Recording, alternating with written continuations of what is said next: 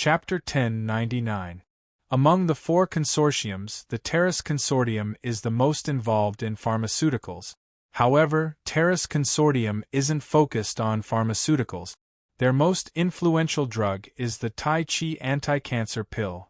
The official information says that it's an anti-cancer drug made from a substance extracted from the body of a demon. It can strangle all cancer cells. The demon mentioned by the Federation is the origami. This should be the decomposed gene of the origami. The person who made the drug is the Chinese clan with the highest status in the Federation. They used the ancient Chinese culture, Tai Chi, as the name of the drug. It shows that the inheritance of the old civilization is preserved here. Even Felix knows about witches and medieval stories. Dean thought about his next plan as he walked out of the company. Terrace was not focused on pharmaceuticals.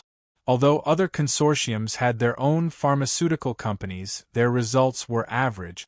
The drugs in the Federation could basically meet people's normal need. Most of the diseases could be cured. Many incurable diseases from the old era had long been solved here. Only a few diseases could be fatal and had no solution. For example, being infected by the undead or being seriously infected by nuclear radiation. However, people living in the Federation would not come into contact with the undead. Only soldiers who went out to hunt would be infected. As for infection by nuclear radiation, there was no need to even mention it. Most of those who were infected were the poor people of the Federation. Their living conditions were poor. Even if such people were not infected by nuclear radiation, it would be equivalent to a terminal illness if they contracted some other serious illness. After all, poverty itself was the most terrifying illness. There is no market for conventional drugs. Even if it is optimized, there is not much money to be made. Reproducing the drug is bound to set off a storm. The rich and the military have a demand for it. This is not a basic demand, but a desired demand. Other consortiums will see this and come to snatch it. I have to guard against it in advance. Dean came to the street and glanced at the people and the surrounding steel buildings. He felt like he was living in the jungle. He called a car and told the driver his address. It didn't take long for him to arrive at his destination. It was a high-end community full of villas. The people living here were either rich or powerful people in the northern desert region. As soon as he arrived at the door, he was prompted by the robot to show his identity.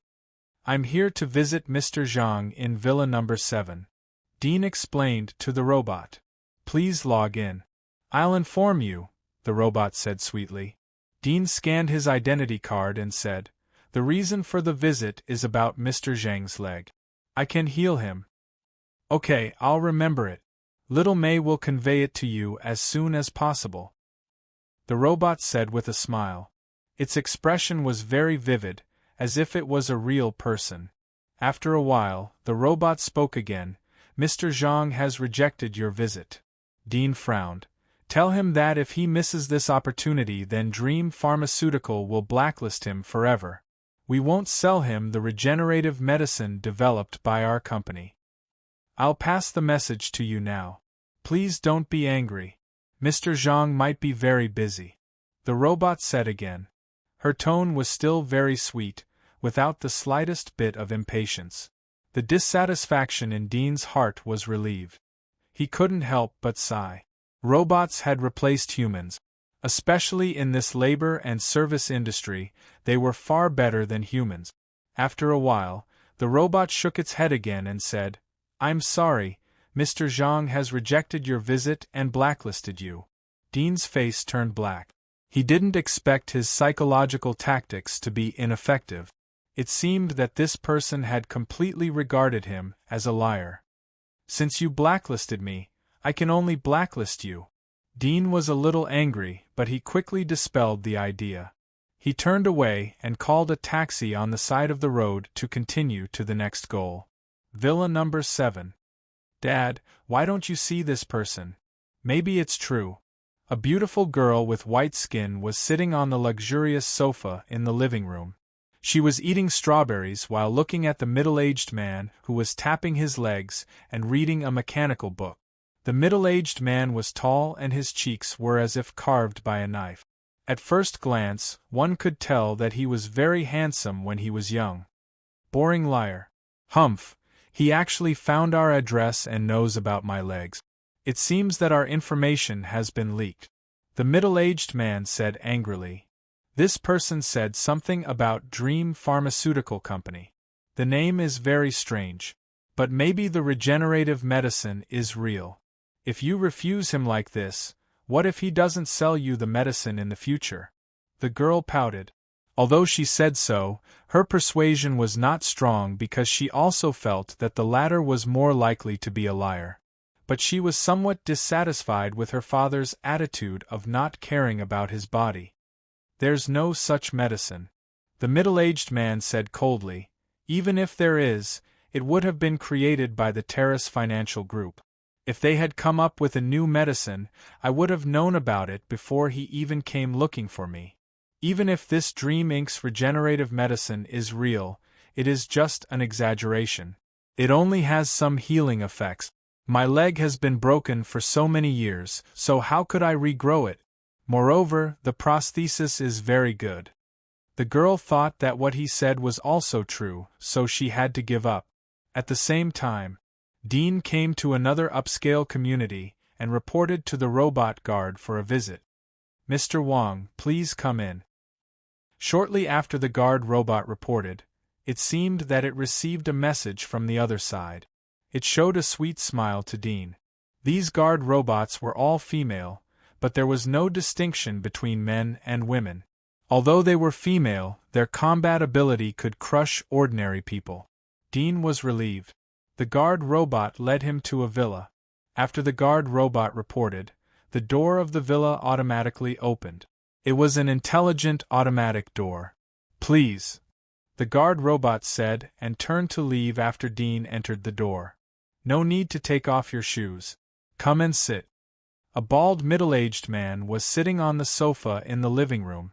There was a pile of toy mecha parts on the table in front of him. He looked up at Dean and was slightly startled. He didn't expect to see such a young man. The trace of hope in his eyes suddenly disappeared, and his expression became cold. Are you a salesman? Dean shook his head slightly and walked in front of him. He sat down on the sofa next to him and said, I am the chairman of Dream Company. I know you don't have much patience. So to make a long story short, our company's new regenerative medicine has the same effect as the name. There is no exaggeration. As for the evidence, I can show it to you now. Chapter 1100. Wang Donglin endured for a moment, coldly said, Evidence? What do you think? If you want me to take your regenerative medicine now, it is impossible. I am not a lab rat.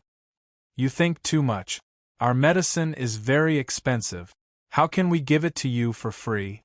Dean casually said, Do you have a knife here? Wang Donglin's eyebrows slightly moved. To be honest, if he didn't feel that he had spent a lot of time on this and would get the results soon, he would have driven Dean out. Don't think about it. I am not kidnapping you. I came in from the guard.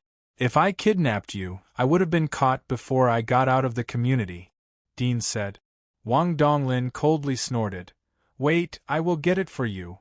After that, he got up and went to the kitchen to take out a fruit-cutting knife. This knife was extremely sharp and was made by a master.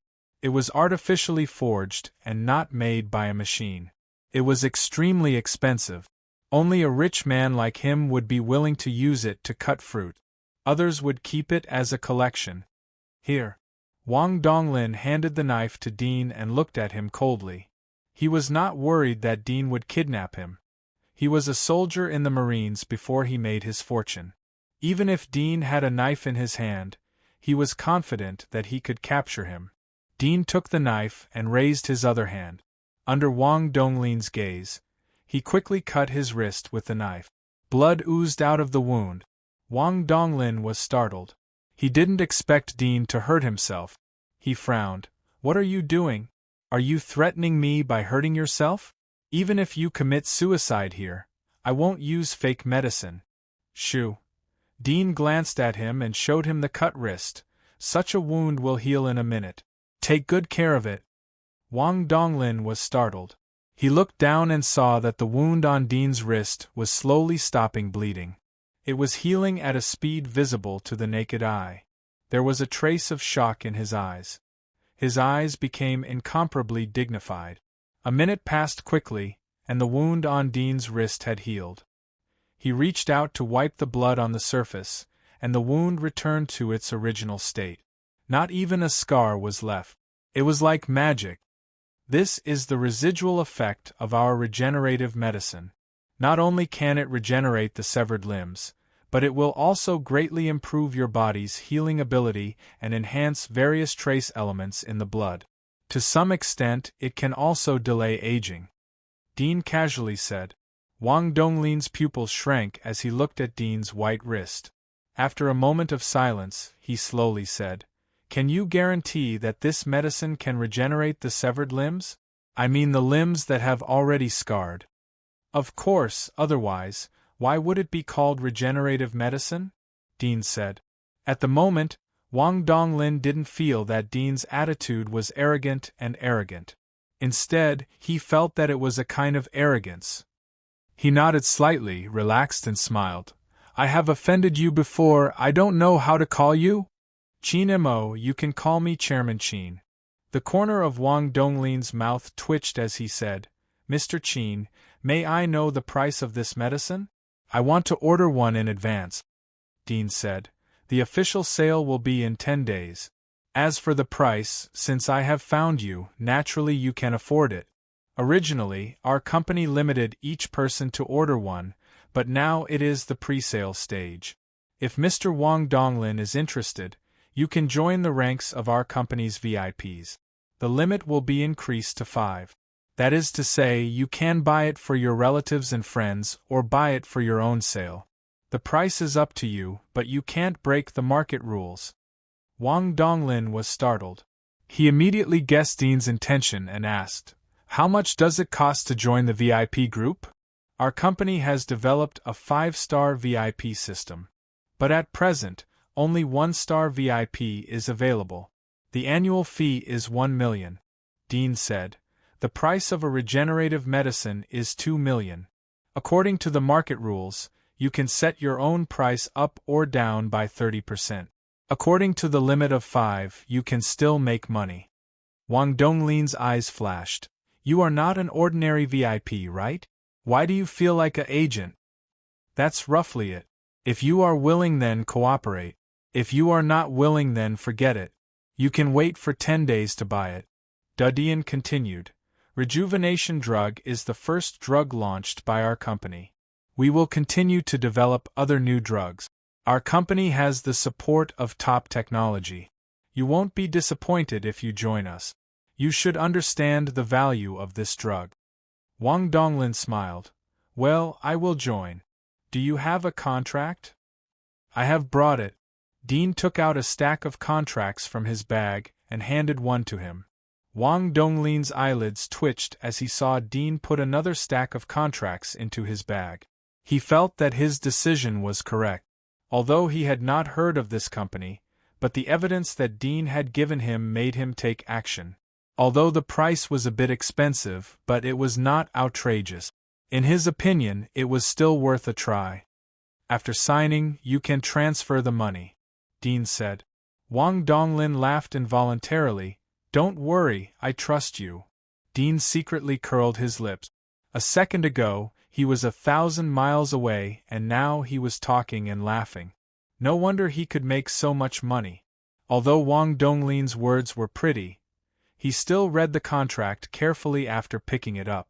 After making sure that there were no commercial traps or loopholes, he signed his name and recorded this scene with his communicator, just in case there was any evidence left in a lawsuit in the future. After signing, he logged into his account from the communicator and transferred an annual fee to the account provided by Dean. Dean received a notification on the communicator that there was a transfer of $1 million. "Mr. Qin, wait a moment. I will make you a cup of tea. No, there is other business waiting for me. I will go first. Dean got up and left. Hearing his straightforward words, Wang Donglin smiled bitterly. After watching Dean's figure leave the house, he immediately used the communicator to search for Dream Company. Soon he found the company's information. When he saw the registration time, he could not help but stare. He felt that he was cheated. It turned out to be a company registered less than 3 days ago. It can't be a shell company, right? Wang Donglin's heart was beating like a drum. He had just paid a VIP annual fee. Although $1 million was not much for him, but whose money was not hard-earned money? Moreover, he would feel uncomfortable if he was cheated even if it was just $1.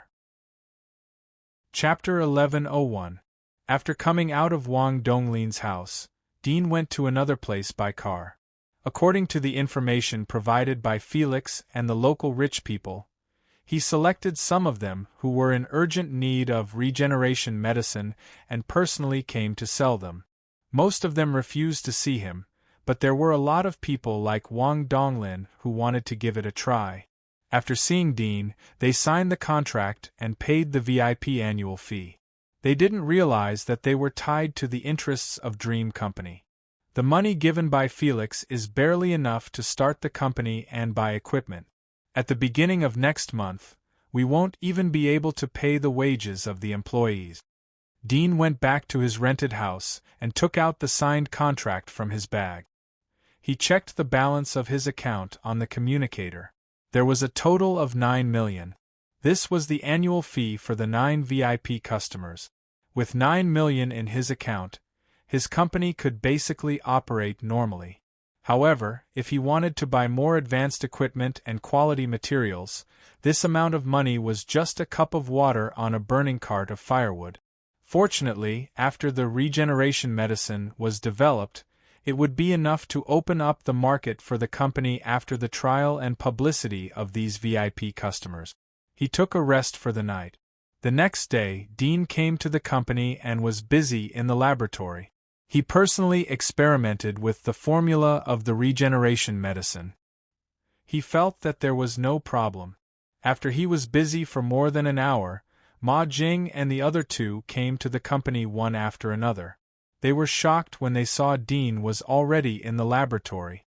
It was only the second day of work, but they came later than the boss. The 3 of them were resentful. They immediately got to work and did not dare to be lazy. You have to work hard for the next few days. When the first batch of medicine is developed, the company will buy the machines to mass produce it. Dean encouraged the 3. Yesterday there were 9 big names who placed orders with our company.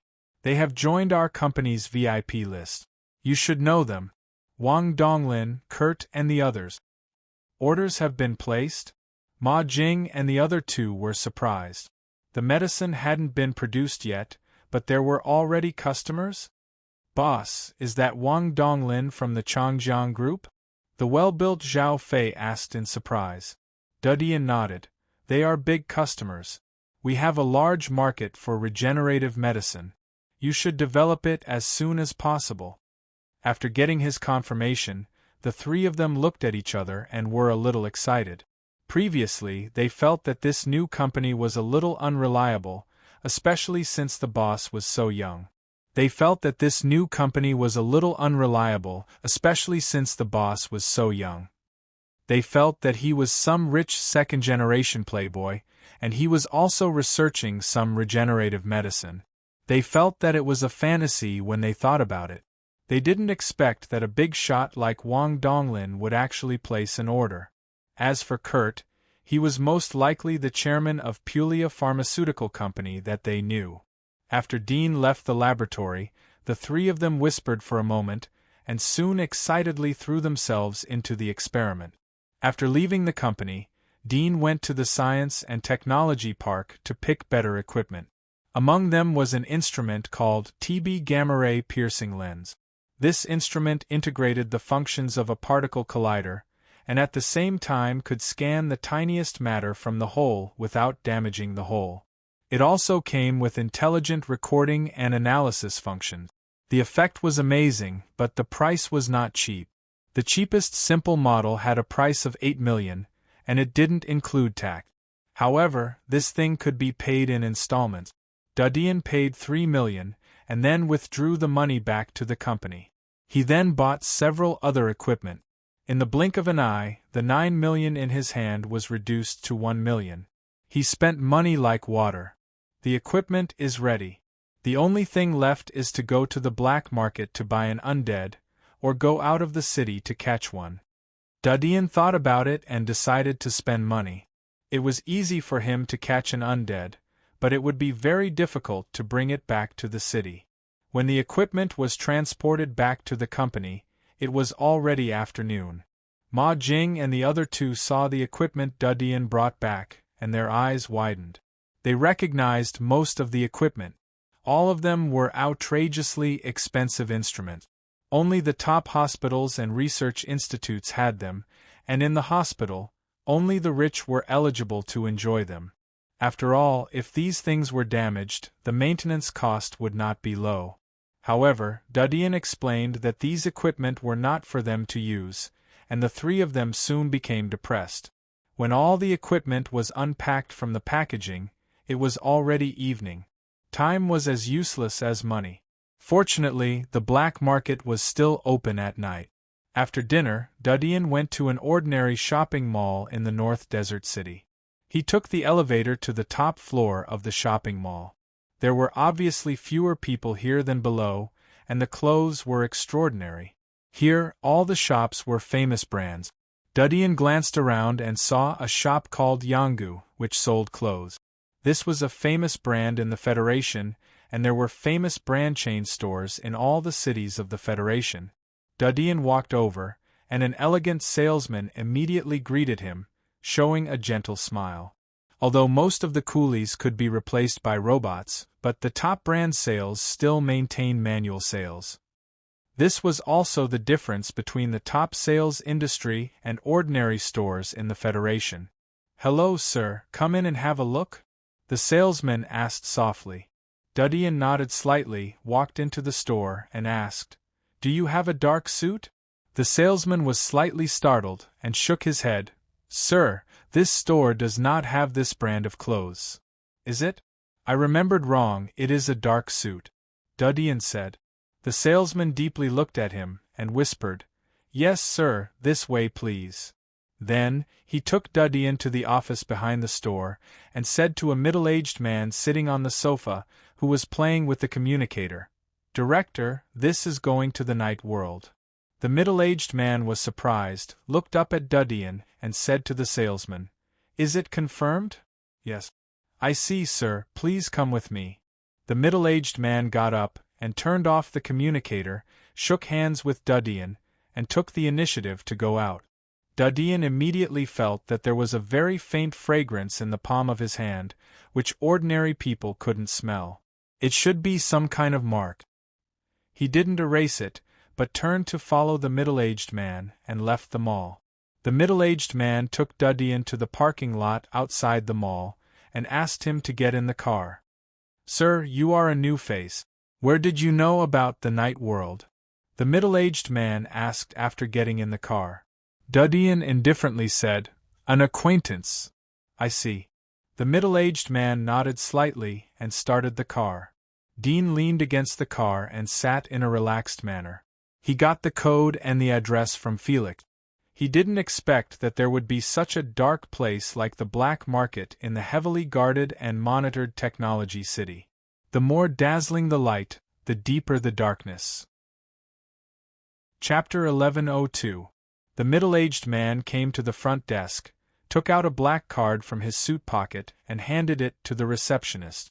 One of the receptionists saw the black card, and her eyes flashed a trace of imperceptible fluctuations. She quickly took the black card, swiped it on the credit card machine next to the system, and then showed a sweet smile to the middle-aged man.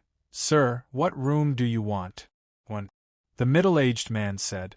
The receptionist smiled. "Please come with me."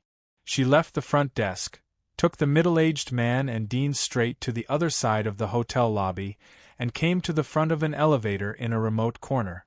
She swiped her work card on the elevator's scanning position, and the elevator door opened, taking the two people to walk in. Dean walked at the back, using his X-ray vision to glance at the hotel. He saw that the receptionist's work card was the same as other people's work card, but the inside was a black metal card, just like the middle-aged man's card. Below the elevator, 20 meters deep, was an underground square. There were many figures inside, bustling and lively. At this time, the elevator sank, and a sense of weightlessness came and soon stopped. When the elevator door opened again, there was a deep, dark passage in front of them. The middle-aged man took Dean to the passage, and outside the passage was a huge square. The middle-aged man did not take Dean directly to the square, but pushed open a door next to the passage, and came to a small room. There was a huge host in the room, as well as a helmet, and a storage cabinet next to it. The middle-aged man said to Dean, "Sir, you can place an order here if you want to buy anything. In addition, this is an anti-detection mask, which can protect your identity from detection." He took out a black clown mask from the cabinet and handed it to Dean. Dean asked, "What are they selling?" The middle-aged man glanced at him in surprise, but immediately felt relieved and said, "After Mr. becomes a star client in this city, you will have the right to enter the free trading market inside. Mr. can sell your personal belongings there, and you can also buy from others. The price is free and it is tax-free. If you have a sum of black money that needs to be transferred to another account, you can also trade it there." Dean's eyes flashed. No wonder the black market could take root and survive. The benefit of tax exemption was enough to attract a large number of rich people. He asked, "How to become a star client?" "You will automatically become a star client if you spend more than 10 million yuan here." The middle-aged man smiled. Dean nodded. "I know. Sir, you've been in the black market for 2 hours this time. There's only 1 hour and 52 minutes left. I won't hold you up any longer. I'll wait for you outside," the middle-aged man said politely. Dean nodded slightly. The rules of the black market were very overbearing. All non-star customers could only stay inside for 2 hours a day. If they came to the black market twice in a row without spending, they would be disqualified. The black market actually opened in the downtown of the city. There should be a lot of powerful people behind it. Dean's eyes flashed. He sat down in front of the main computer and put on the helmet. Soon, a virtual picture appeared in front of his eyes. His whole body seemed to be standing in front of the picture. There was a dazzling list in the picture: biological, science and technology, thermal weapons, cold weapons, chemical weapons, monsters. Dean glanced at the general classification above. He took the lead to click on the biological category. Suddenly, he saw some very clear pictures. The first one was a little girl with her hands shackled. She had big eyes, white skin, delicate like a porcelain doll. The price was 2.3 million federal coins. Dean glanced at the default ranking above. It was ranked by sales, but there was no sales figure shown.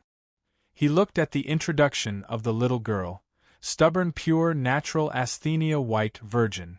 Below the name of the commodity was a detailed selection, such as hair color selection, height selection, weight selection, age selection, degree of rebellion selection. In addition, there was a detailed introduction below. It turned out that the girl in the picture was a black market specialty. It was deeply loved by the rich. They could be bought as servants or playthings. It was like adopting a puppy. They could be trained or accompanied. If they killed them, they could contact the black market to be responsible for destroying the body. The second product below was a tiger cat. It looked like a cat and a tiger. It was a genetic combination. When it grew up, it was only the size of a puppy, but its appearance was inclined to that of a tiger cub. It was very cute and had a certain degree of aggression. However, it was trained to be a dog. It could also be used as a guard. It was almost a necessary status symbol in the home of the rich. Dean swept down and saw many other genetic combinations of animals. He lost interest and switched to the science and technology category to continue his tour. The first one in the science and technology category was actually a freezer. Dean's eyes widened slightly. It was incredible. He clicked on it and found that the freezer was different from his own. Although the effect was to freeze the living and let the living sleep, there was a risk of freezing. Moreover, the maximum time was only 80 years. Some people who suffered from terminal diseases could use the freezer to freeze themselves. They could wait for the future technology to be developed and then they could be treated. Compared to my freezer, this one is too poor. The technology here is so advanced, but they haven't built a freezer that is better than my freezer. Dean felt a burst of pride in his heart. He didn't think too much about it. In addition to the freezer, Dean also saw many magical technology items. There was a mecha that could be controlled by the mind. He needed to wear the mind ring to operate. There was a spaceship that could fly into space. But the price was incredibly high. It was as high as 2 billion. This should be for the rich to go to space tourism. The Earth is too dangerous. It is safer to go to space tourism. Dean looked at the detailed introduction below. It mentioned space tourism. After a quick tour of dozens of products, Dean switched to the hot weapons category. He saw many destructive hot weapons. One of them was called Giant Thunder Cannon. Its effect was 10 times more terrifying than an intercontinental missile. It could strike a federal city from a long distance and destroy it. Such a weapon was absolutely a taboo weapon. It was banned from sale. However, it could be bought in the black market. It was estimated that it was sold to terrorists or some consortiums or rich people. They could have their own private forces. However, the price of this thing was outrageous. It was actually 9.8 billion. Those who could afford this thing were either top tycoons or consortiums. Monster category: Virgin Undead.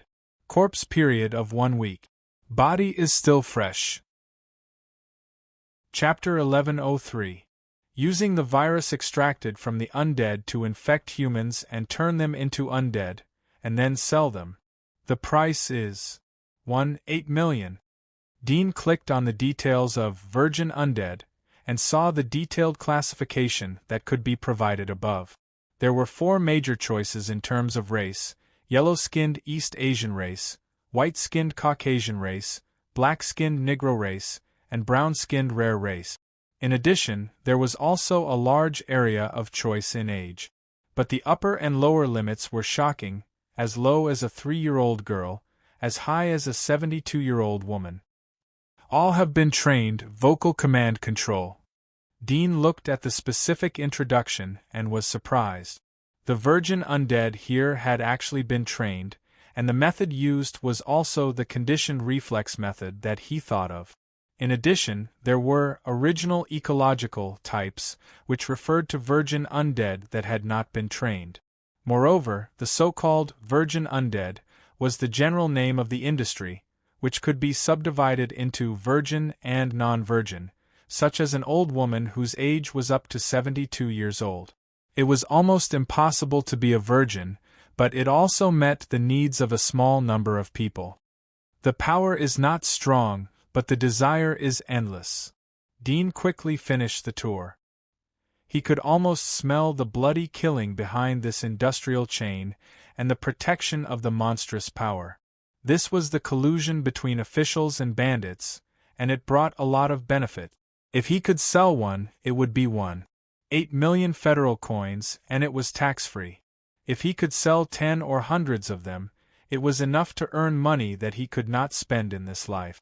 Money always made people take risks and crazy. Dean took a deep breath and continued to look down. In addition to Virgin Undeads, there were ordinary undeads for sale.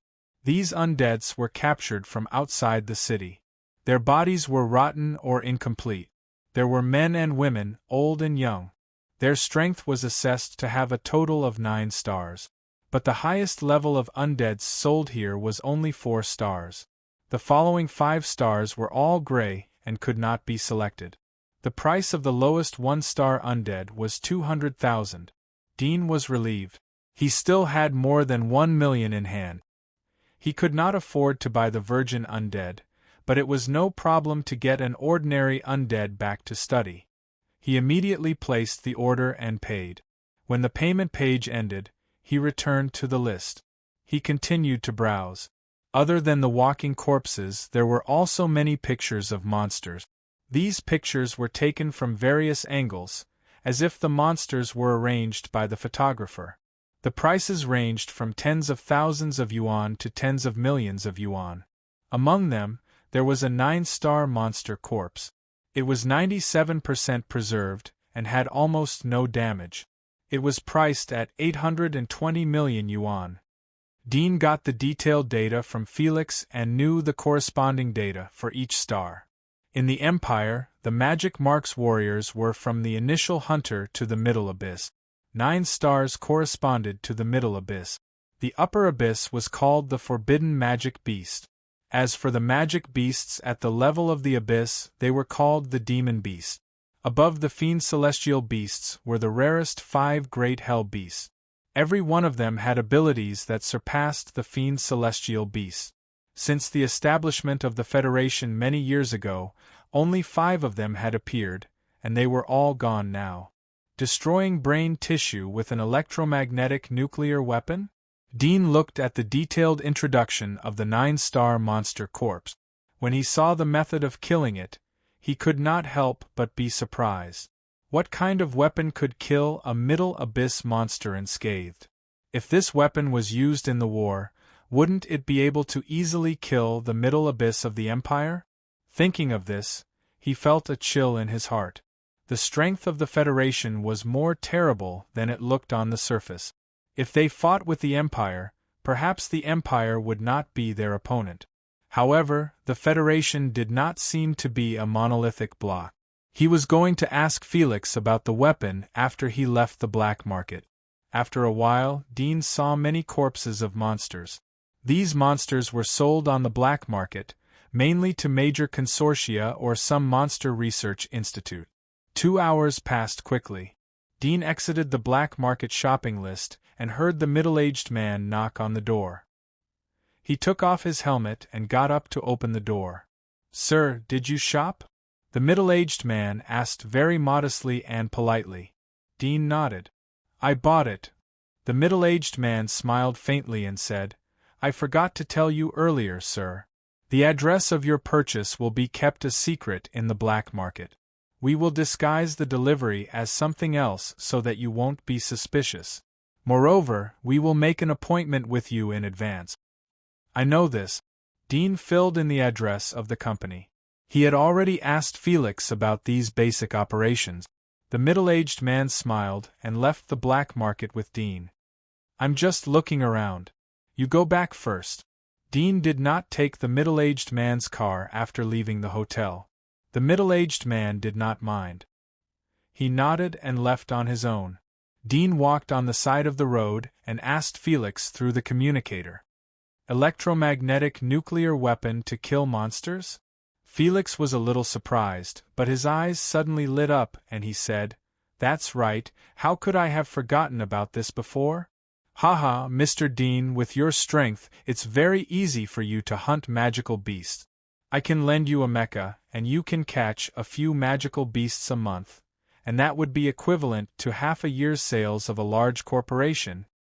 Dean rolled his eyes. "I'm not asking you to give me ideas to make money. I'm asking what this thing is." Felix was stunned for a moment. He did not expect Dean to be unmoved. He could not help but frown and explain. "This is a special weapon that can directly destroy the brain of the monster. But it is mainly aimed at those monsters with hard bodies and weak brain tissue. It is not suitable for all monsters. Moreover, this kind of thing attacks indiscriminately, so it is banned by the military. It is generally used to kill monsters. Once the wandering teams find traces of a large monster, they will investigate in advance and scan the monster's body structure. After the complete analysis, they will choose the corresponding weapon to capture it. This can minimize the damage to the monster's body. The less damage, the higher the value. For example, the monster corpses that Hosk uses to make mechas can't be damaged more than 90%. Otherwise, the price will be reduced by at least half. Dean slightly raised his eyebrows. So, the monsters are not a threat to you? Felix smiled and said, It's not that there's no threat. After years of war, the monsters have all been driven to the Black Domain outside the Circle of Peace. If a monster barges into the Circle of Peace alone, it's an act of suicide.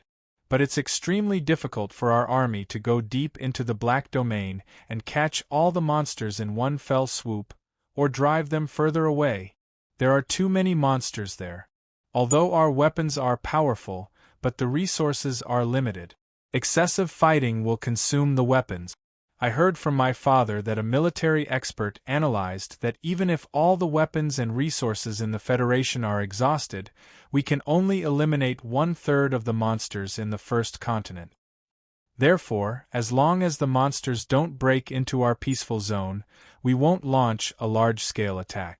After all, the demons are still eyeing us covetously outside. With the creativity and wisdom of humans, sooner or later, we will develop a new energy source. In the next few hundred years, we might be able to wipe out all the monsters and take back Earth, our home. Few hundred years, Dean murmured. He stopped and looked up. The street lights were colorful, and the night sky was hazy. Although there were no clouds, there were no stars or moon. It was not like the pure and dazzling night sky of the Empire. He shook his head, turned off the communicator, and walked along the street. Chapter 1104. The next day, an express delivery was sent to Dean's company. It was a three-dimensional metal box that looked like a freezer. It was tightly packed. Dean used his X-ray vision to scan it. He saw that there was a blonde male undead with a ferocious face and an incomplete body. Is it Mr. Chin Mo? The one who sent the undead was a handsome robot. The chest was engraved with the logo of a large transportation group. It seemed to be just an ordinary transport robot.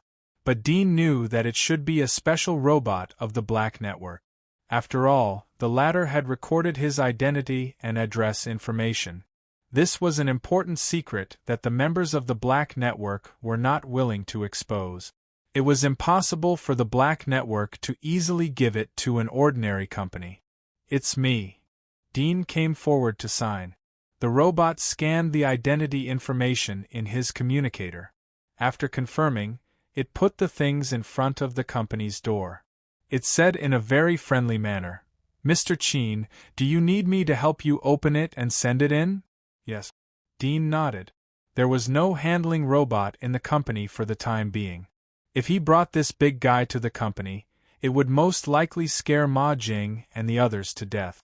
The handsome robot immediately carried the metal cabinet that stored the undead and followed Dean into the company.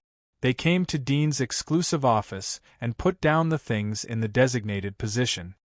Mr. Chin, do you have any other orders? The robot smiled. No, thank you. Dean sent the robot away. Then he used his X-ray vision to look at the undead in the metal cabinet. From the bone density and the degree of body mutation, it was only at the level of a primary hunter. Most of the body still retained the human appearance, but the decay and drying were not serious. Although it was not made by the Federation, it seemed that it was not the undead that mutated in the catastrophe 300 years ago. It may be caused by some travelers who went out of the Federation. There is a sponge inside. It is sound-absorbing and isolates all smells, including the air. Although the undead had not been trained, it was very quiet. It was mostly because the metal cabinet was isolated from the outside world. Even if it was shaken during the transportation, it behaved very well. It is not convenient to study this thing in the company. It seems that we have to find another place. Dean heard Ma Jing and the other two whispering about the production of regeneration medicine. Although the soundproofing material of the office was very good, but it was useless in front of his ultrasonic hearing. In case the undead wailed during the experiment, most of them would be aware of the abnormal sound. Dean was not in a hurry to open the metal cabinet. He jumped on the sofa and turned on the communicator to search for a suitable house. After searching for half an hour, he finally picked an abandoned graphene battery factory in the suburb. The annual rent was 350,000 renminbi. The area was large, thousands of square meters. Moreover, it did not include the green space and parking lot in the factory. Dean didn't inspect it. He watched it through the video for a moment. He felt that it was suitable, so he placed the order.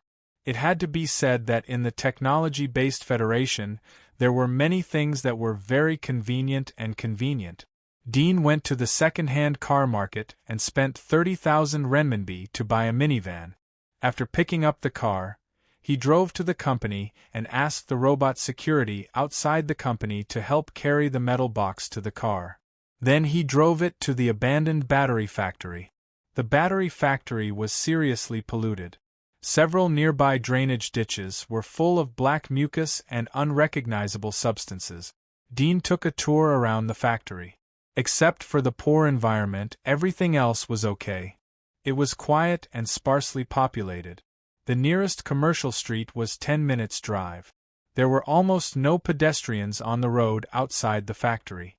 After putting the metal box away, Dean drove back to the company and hauled the equipment that he had purchased to study the undead.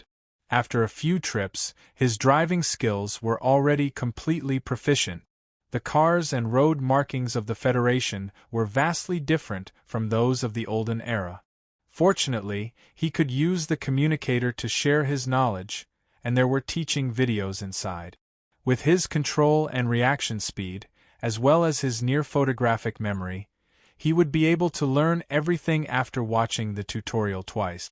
The latest progress of the demon attack. After hauling the equipment to the factory, Dean looked at the hottest news in the North Desert City. Although he was busy with the company's affairs in the past 2 days, he was always paying attention to Lucien's affairs. He saw that the news was good news. It was an official announcement that they had captured several demon accomplices. Dean's mouth slightly twitched when he saw the word "only." He looked at the picture and saw a young man with a pockmarked face. His eyes were dull, and there was a hint of ruthlessness in them. This was the first accomplice that was captured. His name, identity, place of work and address were listed. In addition, it was mentioned that this person believed in pantheon religion. Then there was the second picture. It was a middle-aged man with a very clean beard. His appearance was ordinary.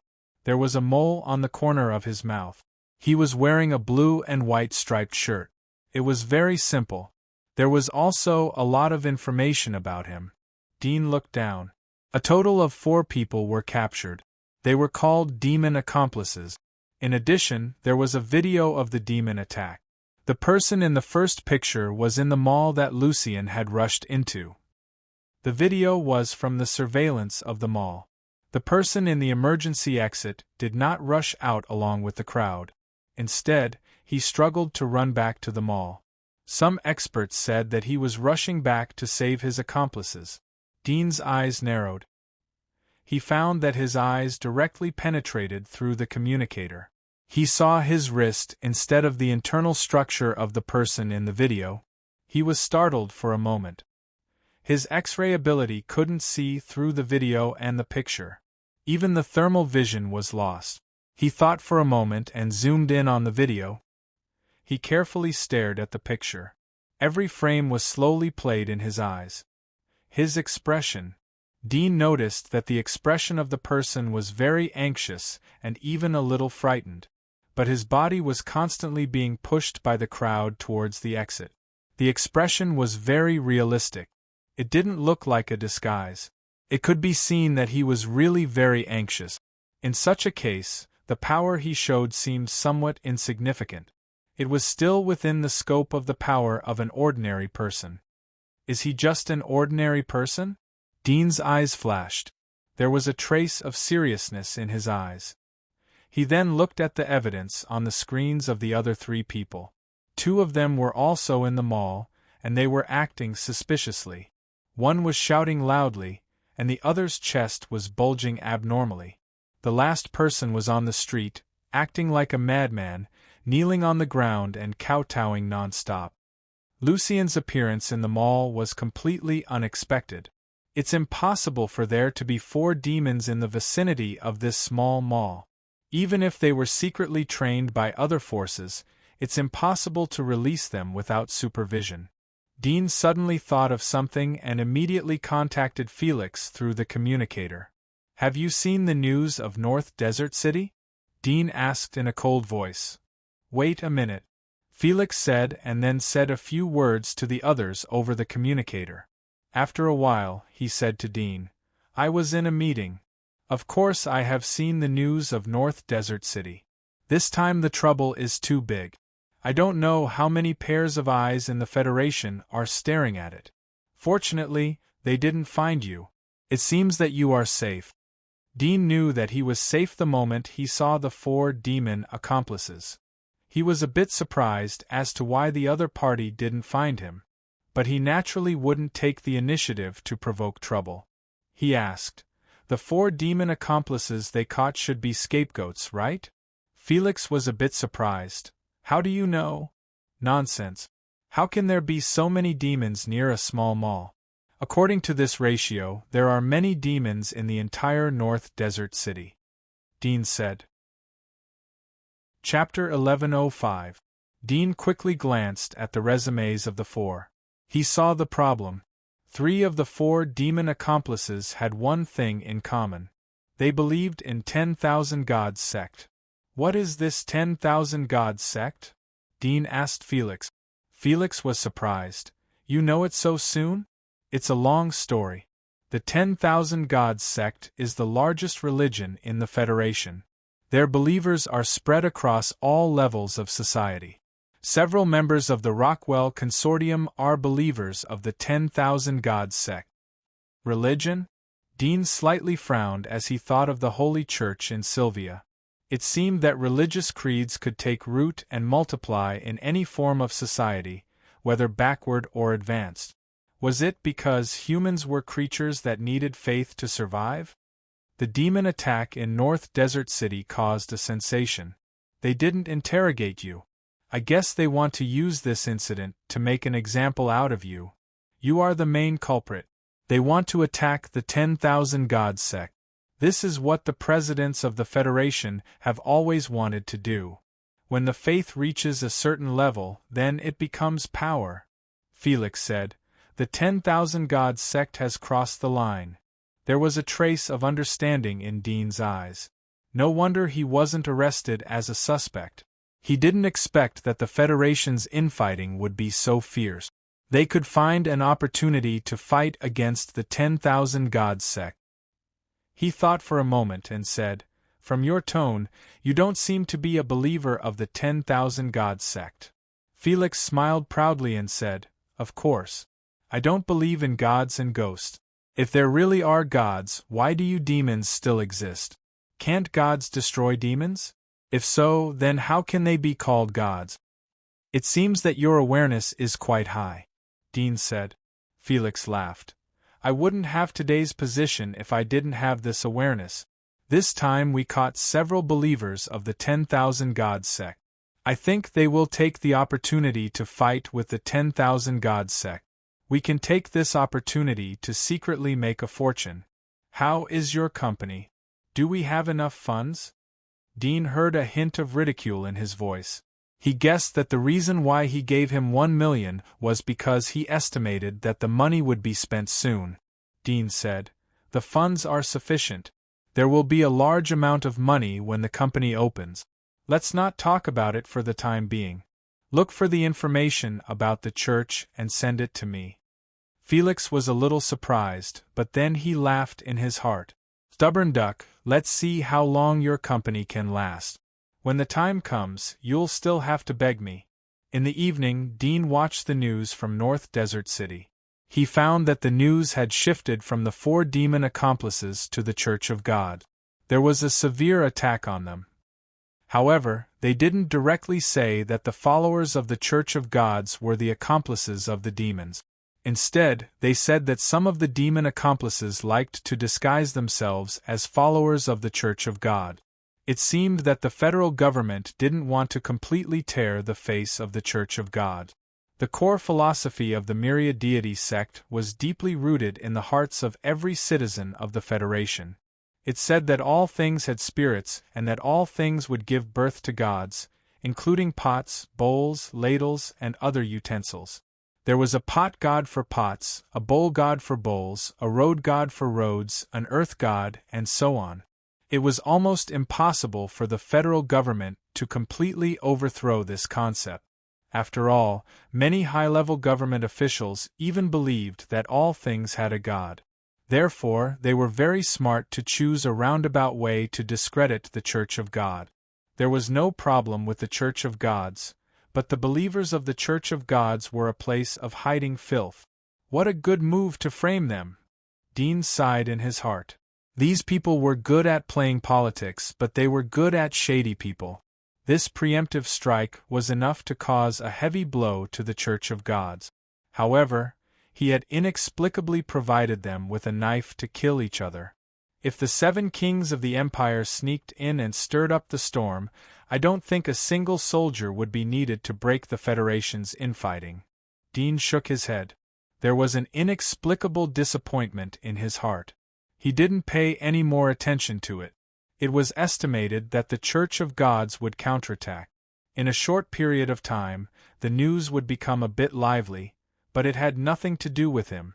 After preparing the equipment, Dean came to a dilapidated office in the factory.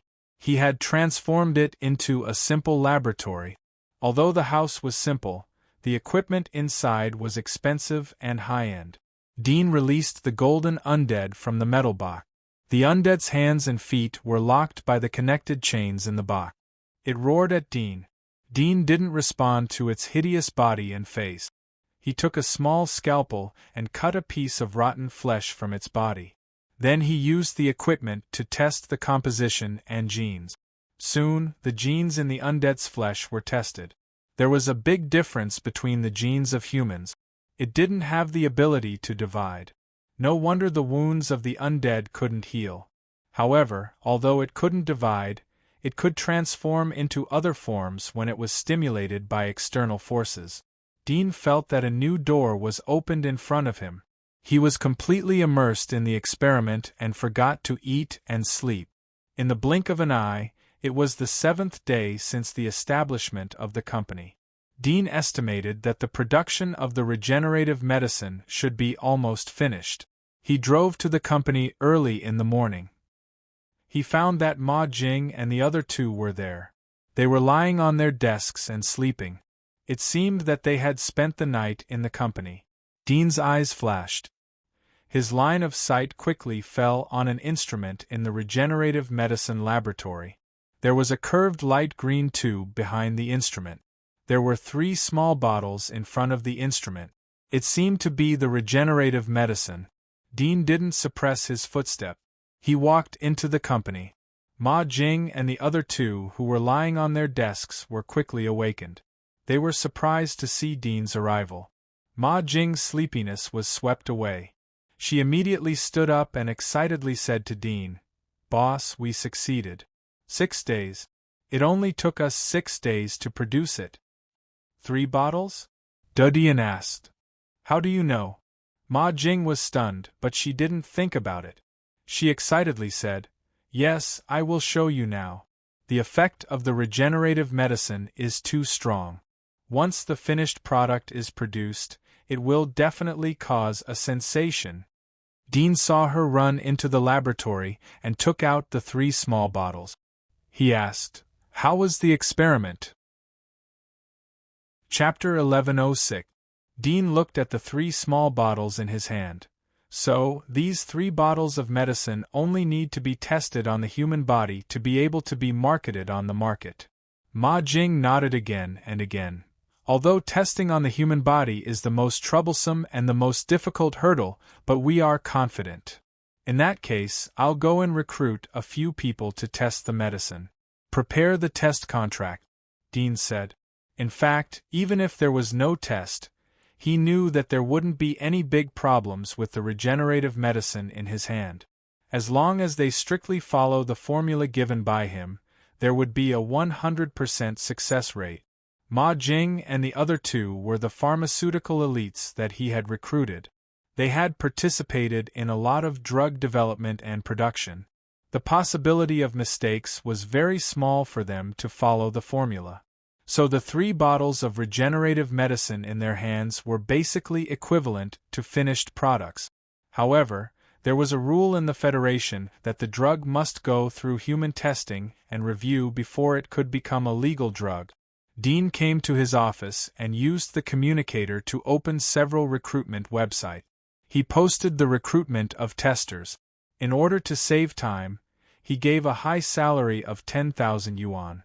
Generally, testers would work for a long time from the first trial to the final product. If they were lucky, they could try 3 or 4 times. If they were unlucky, they could try more than 10 times or even lose their life. This also led to a relatively high salary for testers. Generally, it was about 8,000 to 20,000 yuan. In contrast, the remuneration given by Dean was not bad. After the recruitment was posted, Dean contacted the customer service of the website and transferred 20,000 yuan to them. He asked them to help put the recruitment on the homepage. Half an hour later, someone contacted him. "I want to apply for a job as a tester." There was a stuttering and timid voice on the other side of the phone, but it seemed to be the voice of a middle-aged man. Dean asked, "Have you seen the recruitment notice? Do you agree with our conditions?" I agree, the man hurriedly said. Dean said, "Then come to our company tomorrow." Well, is it true that the remuneration will be paid on the same day?" the man carefully asked. Dean said, "It's true. Come to test the medicine tomorrow and pay the money tomorrow." "Really? That's great. Thank you. That person hurriedly expressed his gratitude, somewhat excited. Dean didn't say anything more. He hung up the communication and sighed. Although he didn't see the person, but he could feel that the person was most likely a low-level civilian who was forced by life. After all, being a drug tester was a dangerous profession. It could not even be called a profession. Usually, only those who were short of money or had contracted some kind of disease and had no money to treat it would become a drug tester. The price they had to pay was that even though they might be able to temporarily alleviate their urgent needs, they would still be tormented by the injuries caused by the drug tester for the rest of their lives. They would be in pain for the rest of their lives, and they might even commit suicide out of depression. It didn't take long for Dean's communicator to ring. It was another job seeker. Dean frowned slightly. He felt that he needed a secretary. It would take too much time to open a company. He didn't want to spend all his energy on it.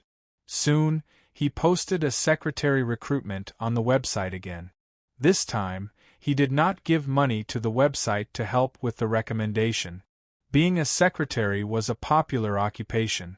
Rather than giving money to the website, he might as well add it to the salary of the secretary. The next day, Dean took Ma Jing and the other two to the company to receive the drug testers. Yesterday, a total of 17 people called him. After 10 o'clock in the evening, the website's recommendation was removed, and no one continued to call him. Generally, the drug testers must have more than 3 people, and all of them must be qualified to pass the review. He only kept the first 3 people and rejected all the others. After all, in his eyes, the drug itself was a finished product, and the price was expensive. Not to mention that he gave them a sky-high price drug, he also gave them money. Such a good thing may not happen in the entire Federation. "Let me see your injuries." In the office, Dean, Ma Jing and the other 2 sat on one side, and the other 3 candidates sat on the other side. 2 of them looked uncomfortable, and the other middle-aged man looked very calm. At a glance, Dean found that the middle-aged man's temperament was somewhat tough, different from ordinary people. He had a kind of military spirit, but also a bit of luxury. Such a person should not be doing this for money. Dean had observed the bodies of the 3 people when they arrived. At this moment, he was just walking, so as not to make Ma Jing and the other 2 suspicious. This is my injury." The middle-aged man on the far left was nervous and stuttered. He raised his left hand and saw that a finger was missing. It was wrapped in gauze and there was blood. Even Ma Jing and the other 2 could see that it was an injury from yesterday. "Your finger, did you break it yesterday?" Ma Jing couldn't help but ask. The middle-aged man was nervous and uneasy. "I accidentally broke it yesterday morning. I heard that you are studying regenerative medicine. Should I meet your recruitment requirements?" Ma Jing suddenly understood and said with a smile, "In that case, your luck is really good. Our medicine basically has no defects. If nothing goes wrong, your finger will grow back, and you can also get 10,000 yuan for the trial fee." The middle-aged man's eyes lit up when he heard 10,000 yuan. His heartbeat accelerated a few beats. Dean could see at a glance that his fingers were broken at night, which was not long after the call with him ended. The purpose was probably for the 10,000 yuan. 10,000 yuan for a finger should be a good deal for the middle-aged man. The middle-aged man with thick eyebrows and big eyes, who was sitting in the middle, glanced at the man on the left. There was a hint of mockery in his eyes, but he didn't say anything. Instead, he lifted up his shirt and took it off, revealing his sturdy chest. However, there were several deep scars on his chest. Below the scars there was a pit and there was actually a piece of flesh missing. "Money is not a problem. Can your regenerative medicine cure my injury? It has already scabbed," the middle-aged man said. Ma Jing and the other 2 screamed out in fear as they saw the middle-aged man's body. "No problem," Dean calmly said. The middle-aged man looked at him. "Are you the boss? What's your name?" Dean slightly frowned. "You are here to test the medicine, not to test the boss." The middle-aged man was stunned for a moment before he chuckled and said, "Well said. I hope your medicine works. Otherwise, I will be very disappointed." Ma Jing and the other 2 could see that the middle-aged man's identity wasn't ordinary, but his tone made them uncomfortable. Ma Jing curled her lips. "Our medicine is certainly useful. You are taking advantage of us. Otherwise, you may not be able to afford it when our medicine is on the market." Chapter 1107. Ma Jing was so angry that she wanted to hit the table, but she suddenly remembered that Dean was next to her. She immediately suppressed her anger and checked the identity of the last tester. Then she took them to the laboratory for a physical examination. After the examination, all 3 of them met the requirements of the testers they recruited: healthy, no other diseases, and body defects. "This is the regenerative medicine. Now I will inject it into you." Ma Jing took out 3 developed regenerative medicine. Dean was watching her. She looked slightly dignified and nervous. She took a deep breath and took out 3 syringes. She inhaled the regenerative medicine into the syringes. Then she came to the slightly timid middle-aged man and said, "Relax your body. Don't be nervous." I'm not nervous," the middle-aged man stuttered. His face turned red. Ma Jing was speechless. She was too lazy to persuade him again. She injected the regenerative medicine into his arm. For a time, everyone's eyes were focused on the middle-aged man. Ma Jing didn't continue to inject the second person. If the first person failed, then there was no need to continue to inject harm to others. "How do you feel?" Ma Jing and the middle-aged man stared at each other for 2 minutes. She finally couldn't help but ask. The middle-aged man scratched his head. "It seems that my body is a bit hot." "Do you feel uncomfortable?" Ma Jing asked. "No." The middle-aged man suddenly looked nervous. Ma Jing immediately winked at the other 2. They came forward to draw the blood of the middle-aged man and took it to the side for testing. The middle-aged man suddenly exclaimed when they went to test, "It's itchy." The middle-aged man hurriedly tore off the bandage. The wound was really new and hadn't healed yet. The sticky gauze tore the skin and a lot of blood flowed out. The middle-aged man didn't seem to feel the pain. He wanted to reach out and scratch. Ma Jing was shocked. She quickly grabbed his hand. "Don't move. It will be infected." "But it's itchy." The middle-aged man was a little impatient. Ma Jing stared at him. "Even if it's itchy, you have to endure it." The middle-aged man's face was deathly pale. He clenched his teeth, and in less than half a minute, the blood on his finger suddenly stopped flowing.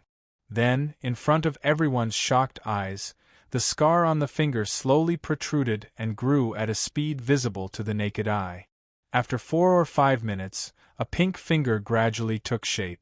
During this process, the laboratory was silent, and someone suddenly let out a sharp gasp, breaking the silence. "It can actually regenerate. This medicinal effect is too strong. We did it." Ma Jing and the other two stared blankly at this scene. The effect of the drug was beyond their expectations. Although they had seen similar scenes on mice, they were mice after all. Who would have thought that the effect would be so terrifying when used on humans? Dean was relieved when he saw this scene. Although he was full of confidence, after all, it was not confirmed. There was always a possibility of an accident. "What's wrong?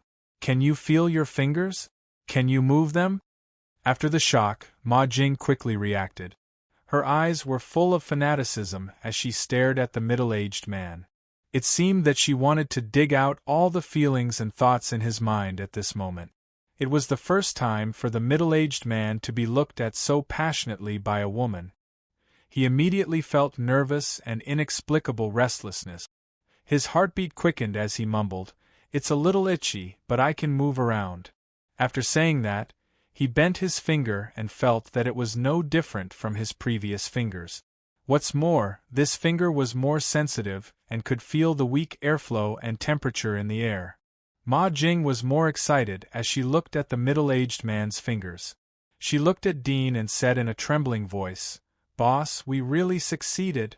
We have created a regenerative medicine. We will change the entire Federation's pharmaceutical industry." Dean was very calm as he knew that she was excited. He said, "Let's test the remaining 2 first. Don't be too happy." Ma Jing recovered and nodded. She wanted to say that even if the other 2 failed, as long as one succeeded, it would be enough to prove that the regenerative medicine was feasible. It was just a lack of time to perfect it. "It's really possible." The middle-aged man's pupils shrank as he saw the scene. His eyes flashed with a trace of enthusiasm. He couldn't wait to raise his arm as Ma Jing picked up the syringe and came to him. Ma Jing didn't like him. She snorted as she saw his reaction. But she still injected him seriously. The robust middle-aged man looked down at the scar and the missing pit on his chest. His eyes were filled with excitement and nervousness. Although the others had succeeded, his injury had been there for too long. It had already scabbed. Who knew if it would regenerate? Moreover, everyone's physique was different. That's why the regulations required more than 3 testers to pass the test in order to be approved for the market. 5 minutes passed. Ma Jing's face slightly changed as she saw that there was no change in his body. "What's wrong? Do you feel anything?" The middle-aged man's face turned slightly ugly. "My whole body is hot and the wounds are a bit itchy." Ma Jing was relieved. It should be the same as his situation. There should be an effect soon. "You have more injuries and it will take a while." When the middle-aged man heard what she said, he secretly prayed in his heart. After 2 or 3 minutes, the middle-aged man gritted his teeth and growled. Ma Jing was shocked as she took a few steps back. "What's wrong with you?" "It's itchy." The middle-aged man growled. Dean, who was standing next to the middle-aged man, stepped forward with a scalpel in his hand. He quickly cut the scars on the middle-aged man's body. Blood overflowed from the scars, but the bleeding soon stopped. Then the scars quickly healed. The scars were stained with blood and seemed to wither. Soon, new flesh grew under the scars. In addition, the pit in the abdomen of the middle-aged man slowly filled up. It didn't take long for tender flesh to grow out. "It's a success." The middle-aged man's eyes widened as his body trembled with excitement. Ma Jing and the others were relieved and couldn't help but cheer out loud. After the sturdy middle-aged man's body had completely recovered, Ma Jing injected the third person. Soon, the medicine took effect again, and the third person's broken arm grew back. The whole process took about half an hour, and as soon as the arm grew back, the man shouted that he was hungry and then fainted. "We did it!" Ma Jing and the others couldn't hold back anymore. They hugged each other in excitement. As medical professionals, they naturally knew what regenerative medicine meant. They knew how terrifying the market was. Chapter 1108. Dean's reaction was very calm when Ma Jing and the other two were cheering excitedly. He knew that the real difficulty had just come. Although the rejuvenation drug was made by him, it was still unknown whether it would belong to him or not. "It's really reborn." The middle-aged man sighed with emotion. He stretched out his hand and gently stroked the tender flesh of his abdomen. The touch was so clear and delicate that he could even feel the roughness of fingerprints. He was amazed by this magical drug. Then he thought of something. His eyes skipped over the cheering, excited Ma Jing and the other two and saw Dean's calm expression. "Boss, you don't seem to be surprised?" The middle-aged man was curious. He put away his contempt for the young man. He knew that the person who could make such a drug would soon shock the entire Federation. Ma Jing and the other two were surprised to see that Dean was not too excited. The surprise in their hearts faded a bit and they calmed down. "There is nothing to be surprised about. It's all expected," Dean casually said. "Since the test is completed, I will transfer the reward to your account. Please go back. If there is any need for the drug review in the future, maybe I will contact you again. I hope you can help." The somewhat cautious and timid middle-aged man and the third young man nodded again and again. They said some words of gratitude and got up to leave. "You don't want to leave?" Dean looked at the indifferent middle-aged man and slightly frowned. "Few people will drive me away." The middle-aged man smiled and said, "My name is Yao Jie. I am fortunate to meet you. May I know your name?" "My name is Qin Mo." Dean looked up and down at the man. He felt that his name was familiar. Soon he remembered that this name was mentioned in the news of the demon attack on the North Desert City. He was a famous general of the Federation, but he didn't know in detail. There was no photo of him in the news. "Qin Mo?" Yao Jie nodded slightly. "Mr. Qin, you've cured my body. I can't repay your kindness. If Mr. Qin runs into any trouble in the future, you can look for me. I'll send you my contact number," Dean directly said. "I have seen your name in the recent news of the demon attack. It seems that you are a general. I can see that your temperament is meticulous. You are sitting and standing upright. Are you the general?" Ma Jing and the other two were shocked as they heard Yao Jie's words. They were stunned. Was this man a general? A general of the army was sitting in front of them? Yao Jie shook his head. "I didn't expect Mr. Qin to recognize me despite being so low-key. I'm Yao Jie from the 3rd Division of the Federation. Hello, Mr. Qin." "Hello." Dudian nodded. He was slightly speechless. "Why would you expose your name if you want to be low-key?" Ma Jing and the other two couldn't help but open their mouths wide when they saw him admit it. They didn't expect that such a big shot who could appear in the Federation news would appear in front of them. Ma Jing reacted the fastest and quickly said, "General Yao, please forgive me if I offended you earlier. I was blind." Ma Jing saw that he didn't seem to care. She was relieved. "General Yao, it's our blessing to be able to help you.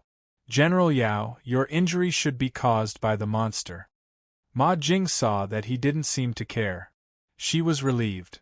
"General Yao, it's our blessing to be able to help you. General Yao, your injury should be caused by the monster, right? I heard that the Armed Combat Department is mainly in charge of quelling the hidden threats of other races in the cities. Things like the infiltration of monsters into the cities, or the recent attack by the demons, are all handled by the Armed Combat Department. I heard that every member of the Armed Combat Department has extraordinary abilities and can fight 10 enemies at once. Is that true? Yao Jie heard her flattering words. He laughed. It's not as exaggerated as the rumors say. I don't have extraordinary abilities, but it's not difficult to fight against 10 people. Dean was a little surprised. He could see that Yao Jie's physique was that of an ordinary person. But he could fight against 10 people. Did he have extremely exquisite fighting skills? Yao Jie didn't pay attention to Ma Jing and the other two. He turned to look at Dean. He found that the young man's expression was still calm. He couldn't help but smile. Mr. Qin, looking at your age, you should have just graduated. At such a young age, you are able to develop the miracle of regenerative medicine. The younger generation will surpass us in time. Dean shook his head. I haven't graduated yet. I'm currently in school. That's even more powerful. Yao Jie exclaimed. It was the first time that Ma Jing and the other two knew about Dean. They couldn't help but look at him in astonishment. The big boss they followed was actually a student. Thinking of this, the three of them felt speechless and embarrassed. They had been struggling in society for so many years, but in the end, they ended up working for a student. All these years had been in vain. Mr. Qin, I have to remind you. Yao Jie's smile suddenly disappeared after he praised Dean. He said seriously, once your regenerative medicine comes out, it will definitely cause a big earthquake in the entire medical industry. Although it's a bit cruel, I have to tell you that there may be many people who want to buy the production rights of this medicine from you. They might even rob it. Moreover, it's likely that you will encounter trouble in the review. Hearing his words, Ma Jing and the other two were stunned. Their faces suddenly became a little ugly. They were all old foxes in the society, so they immediately thought of the stakes in it. Dean's face was surprised, then confused, and finally frowned. Yao Jie comforted him. I'll help you in the review. They won't embarrass you. How difficult? Dudian asked. Yao Jie smiled. He was still too young. The review information you submitted is enough to expose the importance of this regenerative medicine. It's likely to arouse some people's greed and let you fail the review. Even if you provide all the information you need, as long as the other party wants to find fault with you, they will be able to find it. They can delay your review time while they quickly copy the information and develop the same batch of regeneration medicine. Then, they will announce the birth of the medicine. At that time, they will be the rightful owner. In turn, they can sue you for theft. Moreover, plagiarizing research technology is a felony in the Federation. At least 10 years in prison.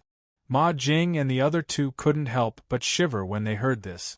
10 years in prison, a person would basically be ruined. Dean was like a young man who just came out of the society. He was angry and asked, if what you said is true, won't the same thing happen to other medicines? If that's the case, who would dare to study such an excellent medicine? Yao Jie shook his head and said, if it's an ordinary medicine, it's naturally not worth it for others to take this risk.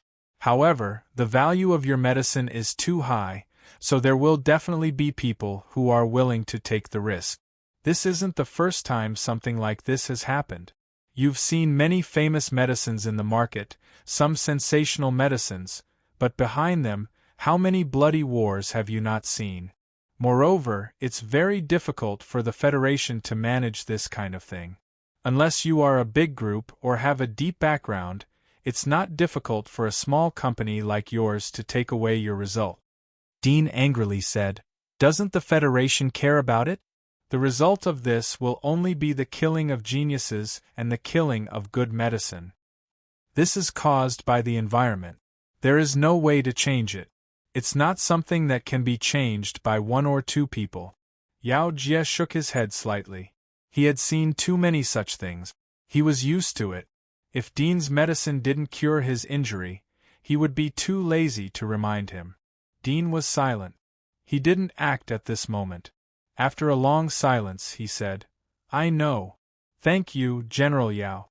The The people from the review department won't embarrass us. Yao Jie nodded slightly, but this is just the first hurdle. It is estimated that a big group will soon come to buy your company. If you don't want to take the risk, you can sell the company. If you want to struggle, you can find me.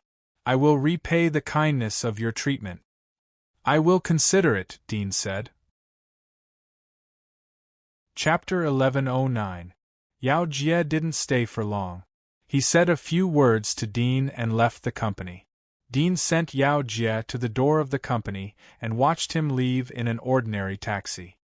His eyes flashed slightly. He hesitated for a moment and gave up the plan to track down Yao Jie. Is the visit of the general responsible for arresting the demon attack to test something, or is it purely an accident? Dean frowned. If the latter had come to test him, then he would expose himself by following them. Moreover, he couldn't figure out the real reason for Yao Jie's visit. He was a Federation general and had a distinguished identity. How could he anonymously come to be a tester? In case there was a problem with the medicine and Yao Jie was poisoned to death, then the reputation of the general would be ruined. Even his death would be a bit funny. Moreover, with his identity, if he really wanted to treat him, he only needed to say something. A small company like Dean's would obediently deliver the medicine to him. Why would he need to come in person? But if it wasn't to test the medicine, why would he take the risk to test him? If he was suspicious, then he could directly arrest him and bring him back for interrogation. Dean couldn't figure out these two contradictions, but he felt that there must be something he had overlooked. After carefully thinking for a long time, Dean suddenly thought of a possibility. Yao Jie's abdomen was not only missing a piece of meat, but the internal organs under that piece of meat were also lost. This led to a big hidden danger in his body. He would gradually become thinner and weaker. Perhaps not many people knew about this hidden danger. Yao Jie didn't want others to know, so he didn't send people to get the medicine from him. Instead, he sneaked over. Although there was a risk of death, but it was only a small number. The latter obviously chose to take the risk. Dean didn't know whether it was crazy or rational. The more Dean thought about it, the more he felt that it was the case. As for why the latter told his name and exposed his identity, perhaps it was because his body had been cured and he didn't care about being exposed. Even if his enemies knew, they wouldn't be able to target him. It seems that being a general is not easy, Dean thought. He suddenly regretted that he didn't chase after him. If the latter sneaked over, he certainly didn't alarm the people of the military to monitor him. If he tracked him, he could find out the address of the general. If he knew the address of his family, then it would be even easier. He would have one more card in his hand. These generals were high-ranking members of the Federation, and their families' identities and other private matters were confidential and protected. Even a young master of a large financial group like Felix didn't have the right to know. Although regretful, Dean didn't continue to be annoyed. It would only continue to waste his time meaninglessly. Stopping losses was the basic rationality of a wise man. He turned back to the company. As soon as he returned to the office, Ma Jing and the other two knocked on the door and ran in. They said worriedly, "Boss, what General Yao said may happen. What should we do?" Dean said, "This is not your concern. I recruited you to help me make the drugs, not to let you operate the product. Do you want to earn extra money from me? I won't give you a raise if you do this." Ma Jing and the other two were stunned. They didn't expect him to joke around. Ma Jing smiled. "Boss, we are just worried about the situation of the company. The company is our home." Dudian waved his hand and said, "Don't think of the company as your home. Home is home. There is only one workplace. If you feel comfortable and can make money, that is the best. Even if the environment is bad, you have to endure it. If you have nothing to do, then I will recruit people to be responsible for the promotion of our medicine. While the news hasn't been leaked, we should release it as early as possible. If you want to snatch it, you have to be willing to fight." Ma Jing and the other two had a strange look on their faces. It was the first time for them to see such a boss. However, Dean's words were reasonable. It was useless for them to worry as there was no solution to the problem. Dean issued a recruitment notice after sending off the three of them. At this time he felt that it would be good if Barton and Noyce were around. They could be trusted and could help him. The recruited people could leak company secrets at any time. But he couldn't slowly cultivate the loyalty of the employees. Even soldiers would find it difficult to maintain loyalty in the peaceful environment of the Federation. Not to mention ordinary people. They were driven by benefits. They worked for money and not for him. It's not difficult for me to sneak out of the Federation with my current identity. I can ask Felix to pick me up. If I cross the God of War's wall, then I can go through the clouds. The Federation has equipment to isolate thunder and lightning. It's enough to deal with the flock of thunderbirds, but it will take at least half a month to go back and forth. Moreover, Noyce and Barton will have to adapt to the environment of the Federation and learn about the world. Dean thought for a moment. He felt that they wouldn't solve the urgent situation. He had to wait for the situation to stabilize and then make a long-term plan. Even if he didn't advertise the rebirth medicine, it would still spread to the ears of some big shots in a few days. He had to let everyone know that this thing belonged to him before that happened. I can only do publicity and marketing. I have to let the people of the Federation know that this thing is made by me. I need a lot of advertising, but the advertising fee won't be low. Dean's eyes flashed. Some of the popular TV and news advertisements were calculated in millions. He only had hundreds of thousands in his hands. It wouldn't make a difference in the advertising industry. I can only try low-cost marketing. If the popularity isn't enough, then I will borrow from Felix. Although he can only come up with tens of thousands of savings, but as the president of Haas Company, he can use the company's name to mobilize a lot of funds. If he is found out, then he will be out of luck. But once the reputation of the regenerative medicine is out, the demand will exceed the supply and the funds will come back quickly. Dean's mind was racing as he thought about all kinds of things. Soon he made up his mind and decided to try low-cost marketing. He wrote a few marketing documents and was ready to hand them over to the recruited operations department. As he had bought advertising on the website, the recruitment was scrolling on the homepage. Soon people started to call him. Dean had a brief understanding and let them come over for an interview. On the way there was a secretary recruitment. Dean asked a few questions and felt that the conditions were roughly in line with the requirement. The communicator rang again in the evening. Dean thought that it was a job seeker's call. But he heard a rather calm and gentle voice. "Is this Boss Cheen?" Dean was surprised. "Who are you?"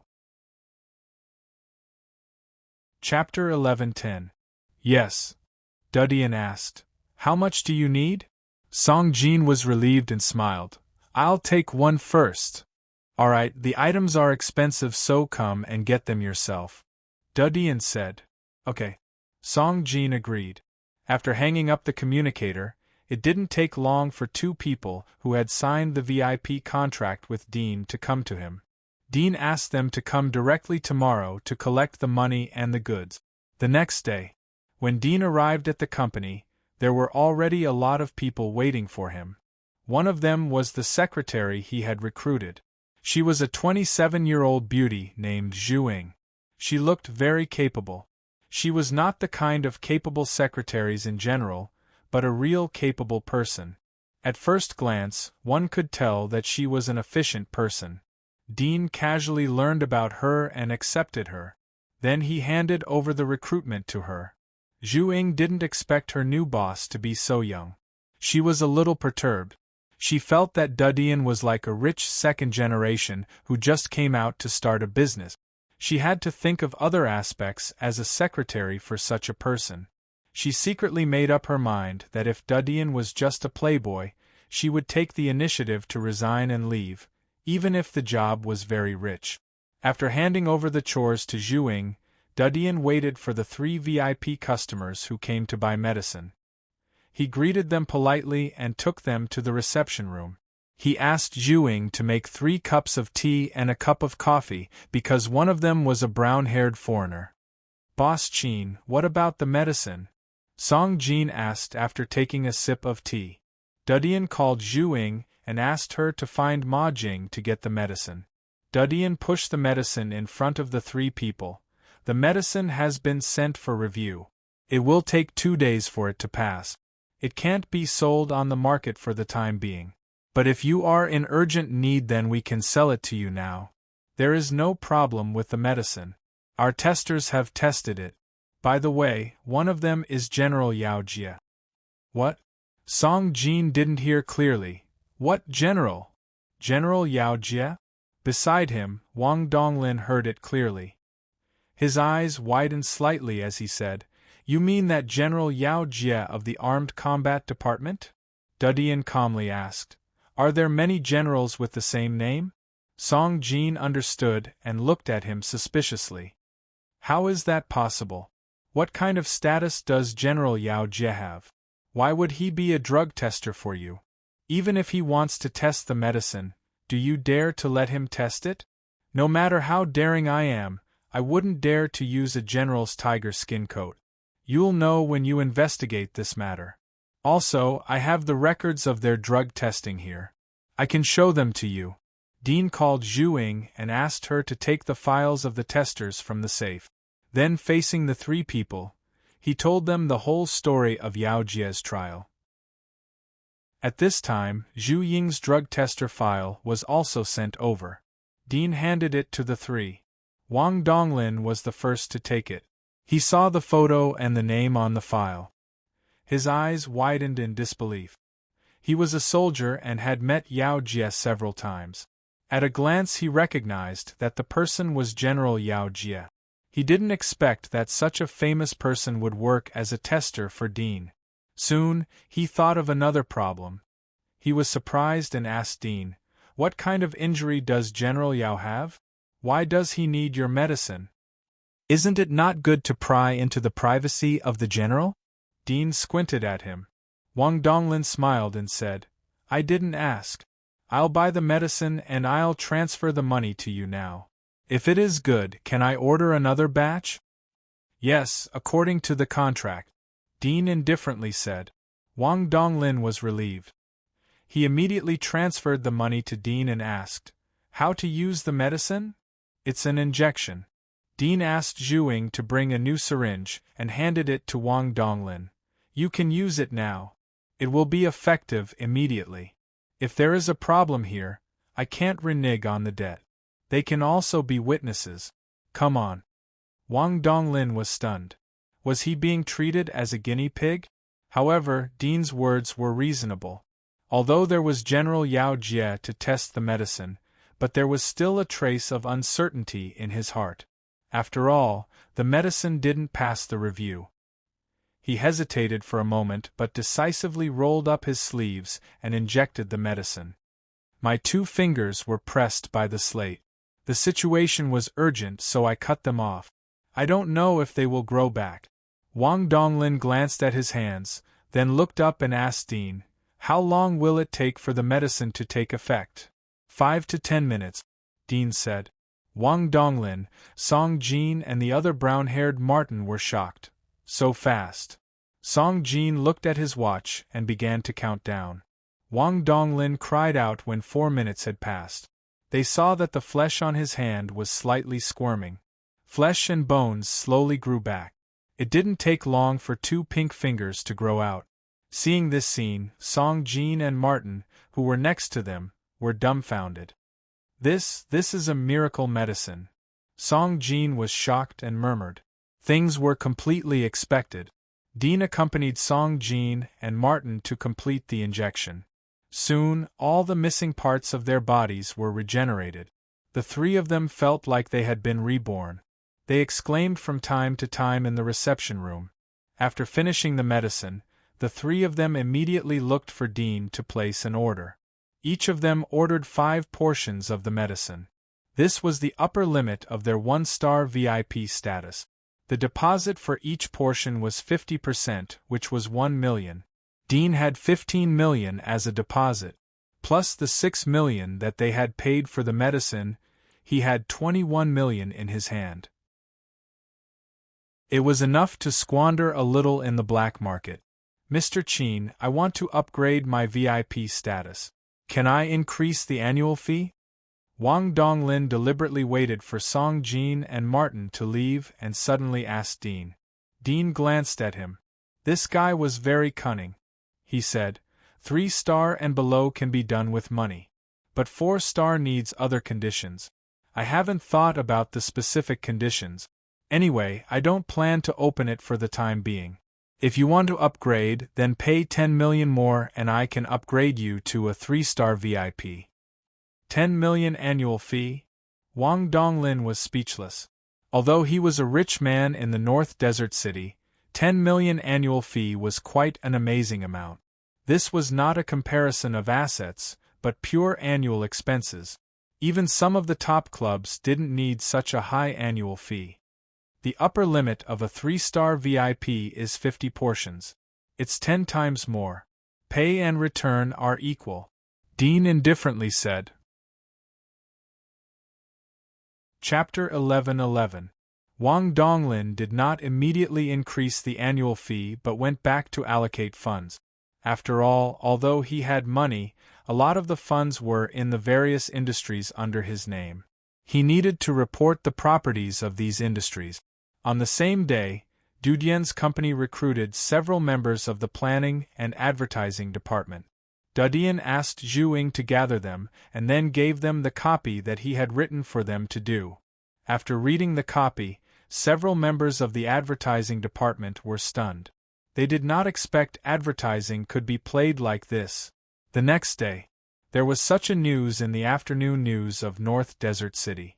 2 people in a square had their eyes on the same clothes and quarreled. It escalated into a scuffle. One of them was pushed from the 2nd floor of the mall and broke his arm on the spot. Some people in the crowd called the police, but before the police could arrive, the person who pushed rushed down and took out something from his bag and injected it into the person who broke his arm. By the time the mobile police arrived, the person who broke his arm had already stood up from the ground. His body was intact. Under the mediation of the police, there was no intention to blame the person who pushed the person. This strange incident quickly attracted the attention of some people. Through the surveillance video, people found that the person who broke his arm was indeed broken, but it quickly healed. This strange incident quickly attracted the attention of the majority of the people in North Desert City. Soon, some netizens found an advertisement that was played in the back of an inconspicuous small TV series. The drug that was sold in this advertisement was called regenerative medicine. The effect was described to be very magical, even magical to the point that it was somewhat fake. After this advertisement was found, it quickly attracted people's attention when it was compared to the trending news. At the same time, that night, a few more hot topics popped up. They were all things that happened around the ordinary citizens of Mo Bay City. Among them, there were people who filmed strange videos of themselves hammering off their arms and showing it to the netizens from all angles to prove that their arms were indeed broken. Then, after injecting a tube of medicine, their arms healed not long after. There were no special effects added to the video.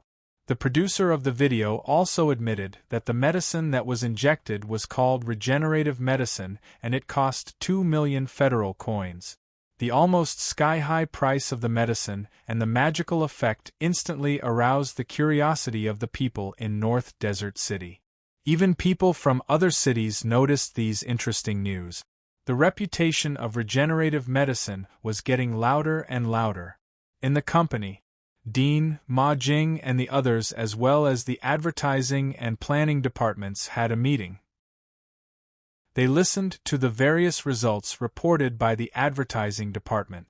Everyone felt like they were in a dream. Even Ma Jing and the others who were concentrating on studying the medicine felt incomparably magical. They looked at Dean with admiration.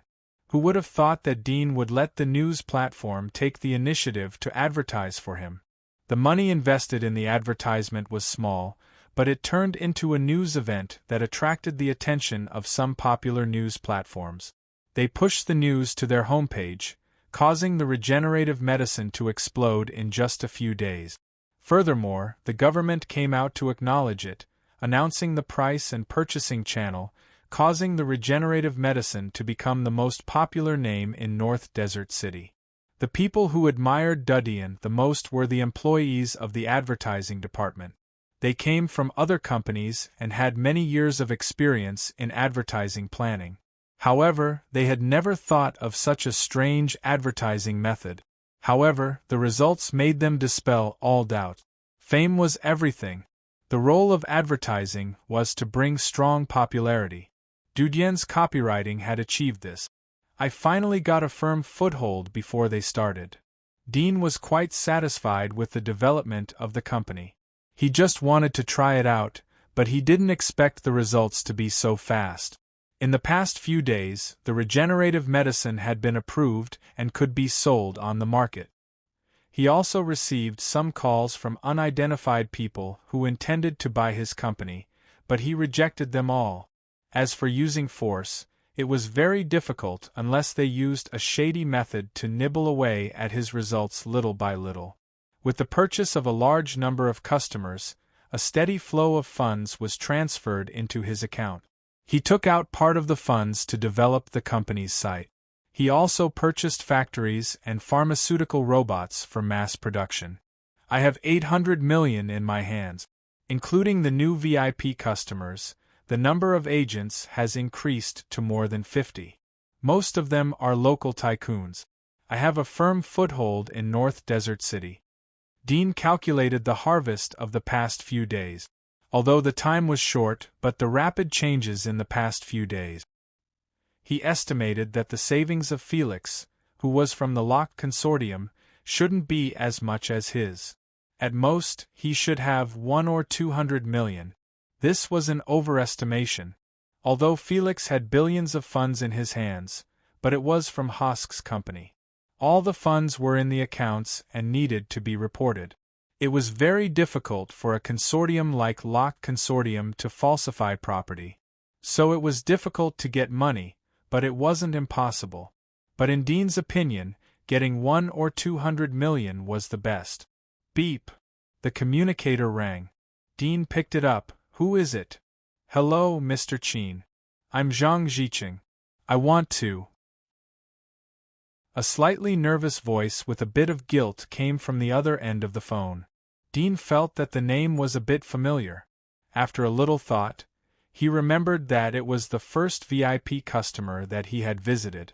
He said in a calm tone, Mr. Zhang, I remember that you have put me on the blacklist. Why are you looking for me? Zhang Ziqing was a bit embarrassed. In the past few days, the name of regeneration medicine had spread throughout the North Desert City. It even appeared in the federal news. Although it was not a household name, it was extremely popular and continued to ferment. Many jokes about regeneration medicine were spreading and getting more and more popular. He heard about it from his daughter and then personally learned about it. Only then did he find out that the person who came to find him was not the liar he thought. Mr. Chin, you must be joking. We didn't even meet at that time. I hope you can forgive me. I did it for a reason. Zhang Ziqing was sincere and ready to complain, but he was interrupted by Dean. Since I have been put on the blacklist, there is no need to talk about it.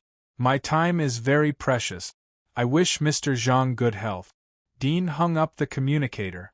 Zhang Ziqing heard the sound of the phone being hung up. His face suddenly turned ugly, and then he snorted, It's just a bottle of medicine. I don't believe I can't buy it. You blocked my ID, right? I'll find someone else to buy it. I have money. How can it be difficult for me? He was so angry that he immediately found his friend's communicator to contact him. After Dean hung up the communicator, he also blocked Zhang Ziqing's communication code. He knew that although he did not sell the medicine to him, the latter would definitely buy it from other channels. It was even possible that he could buy it on the black market. It was not difficult to get things done with money.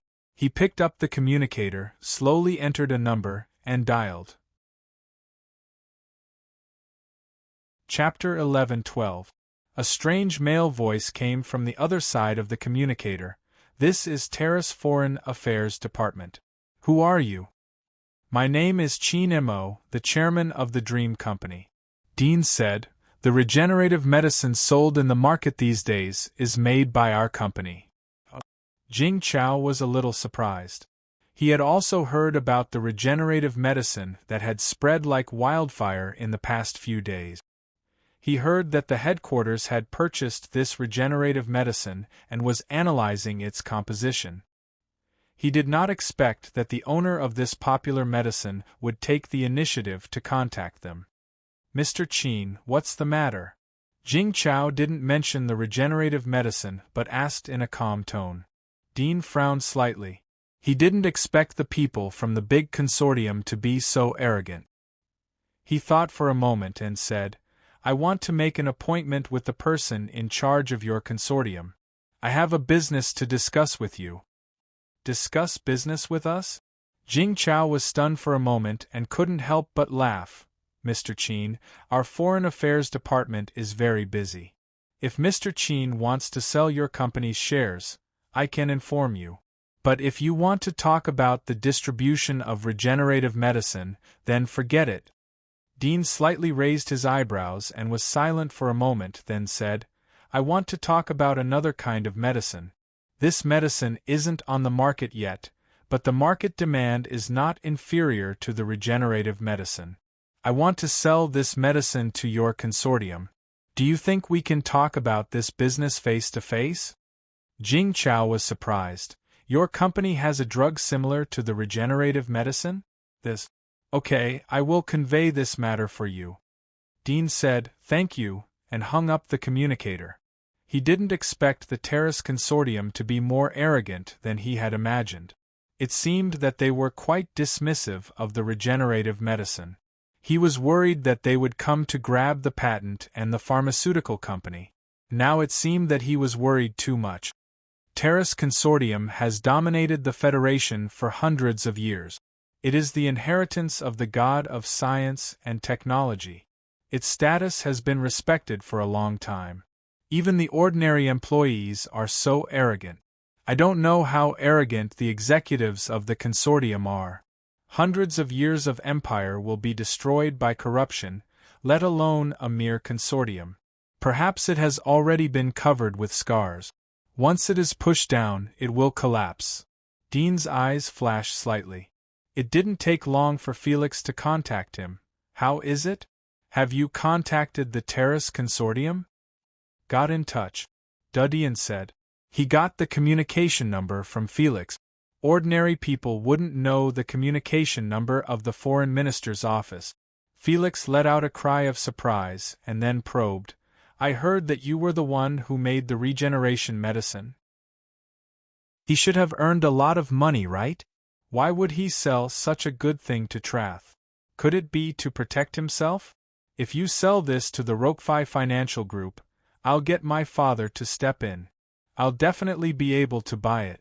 Also, I can use this opportunity to get promoted. When I get promoted, I'll be able to give you more support. Dean interrupted his long speech. You have been dormant for many years. Can't you afford to wait? Now is not the time for you to be promoted. Do you want to enter the eyes of your brother and sister as early as possible and then be targeted by them? How confident are you that you can protect yourself from them? Your father hasn't reached the time to die of old age yet. Wouldn't it be better for you to stand up for him when it's time to pass on his position? Felix smiled bitterly. What you said makes sense. I'm just afraid of accidents. Are you afraid that I will have an accident, or afraid that your father will have an accident? Dean asked. Of course I'm afraid. Felix was halfway through his words when he suddenly whispered, Why do I feel like there's something wrong with your words? Dudian indifferently said, You think too much. I have something to talk to you about. The performance of your Haas company is average. Based on the current situation, I don't know how many years it will take for you to be promoted. I'm going to invest a sum of money in you. About 500 million. Take it and run it well. Felix didn't hear clearly. How much do you want to invest in me? 500 million. Is it too little? Dudian asked. Felix was dumbfounded. Where did you get so much money? He suddenly thought of the regeneration medicine in Dudian's hands. It's only been a few days and you've made so much money by selling regeneration medicine? My God, the total salary I've received from the consortium over the years plus the money I've saved doesn't even reach 500 million. That's the gap between us, Dudian bluntly said. Felix almost vomited blood. How can you talk like that? He took a deep breath and gritted his teeth. I can do a lot of things if you give me 500 million. But there will be risk. Once I succeed, I'll get huge returns. At least I'll be able to enter my father's line of sight. Your goal is to enter your father's line of sight? Dudian was slightly disappointed. Felix heard the disappointment in Dudian's tone and quickly said, It's just the first step to replace him. It's a necessary step.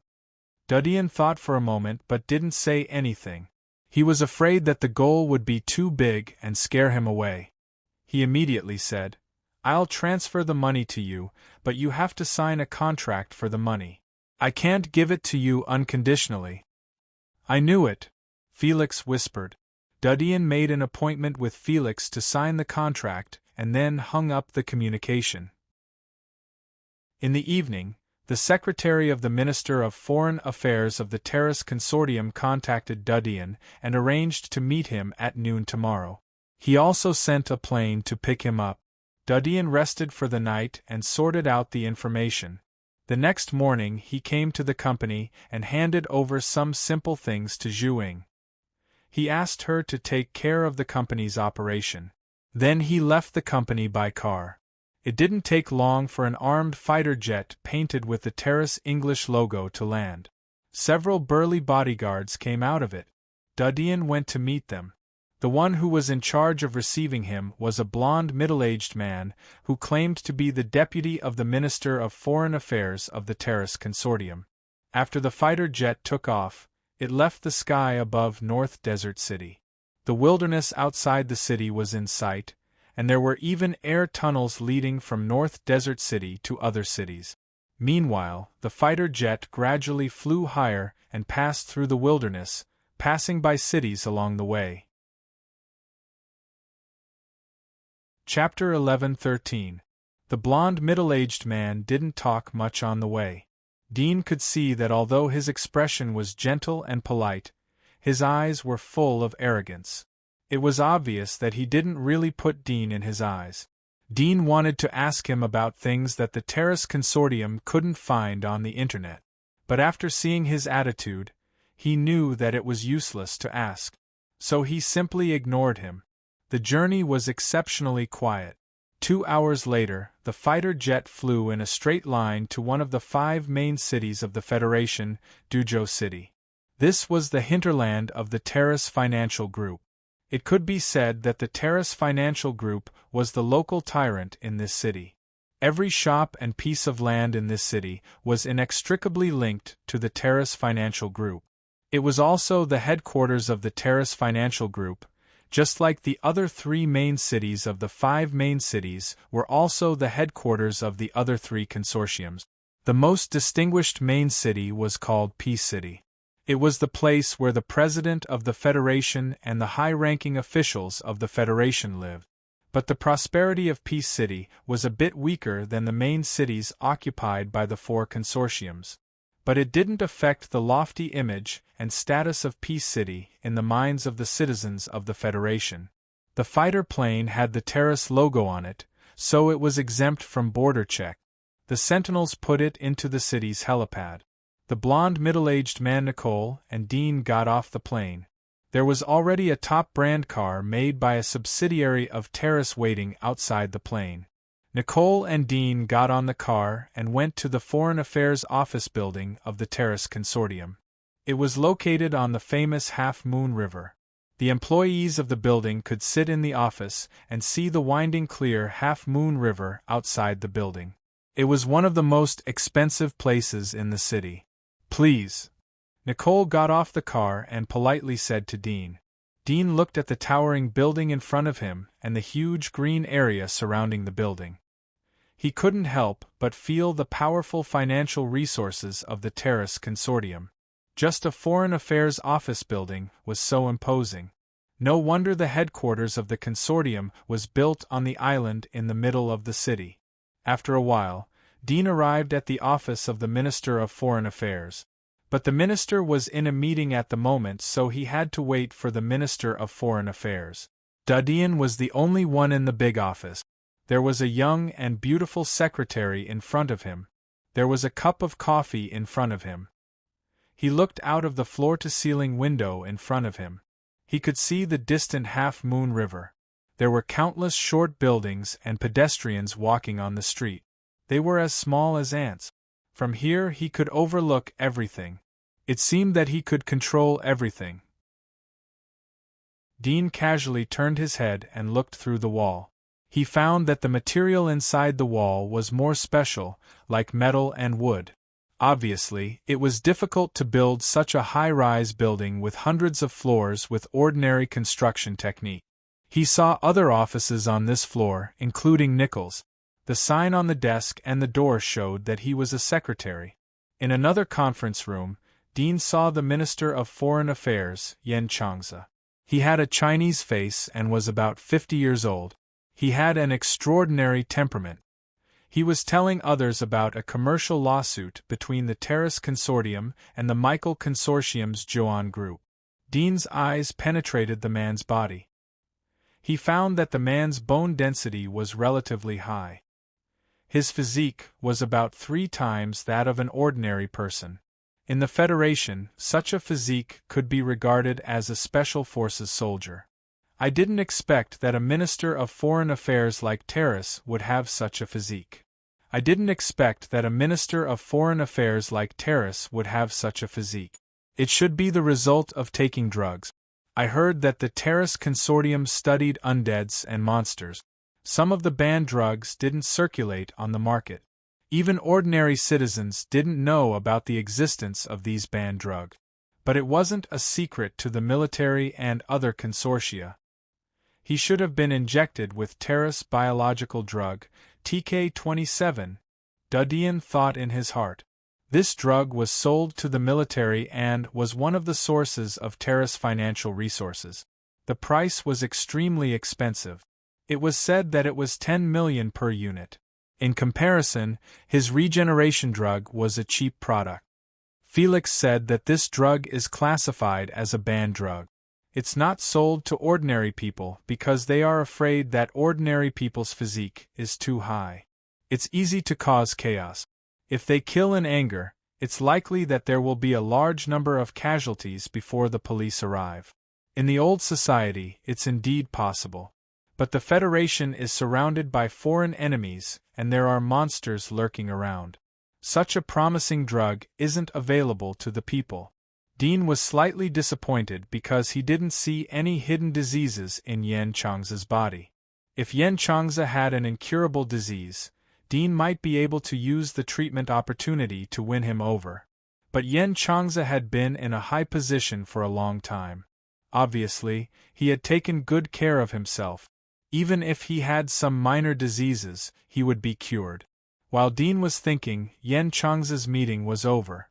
The secretary at the door reminded him to return to the office. As soon as he entered the door, he saw Dean sitting on the sofa drinking coffee. Yen Changze's expression didn't change in the slightest. He sat down at his desk and asked the secretary to pour a cup of tea. Then he said to Dean, "Mr. Chin Mo? I heard that you have a business to discuss with us?" Dean felt the arrogance in his bones. He smiled and said, "Since Minister Yen has heard of me, I'll be straightforward. I have a drug in my hands that is better than regenerative medicine.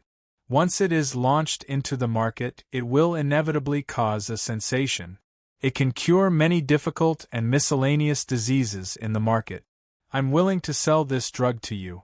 I don't know if you are willing to accept it. Yen Chang's expression didn't change at all.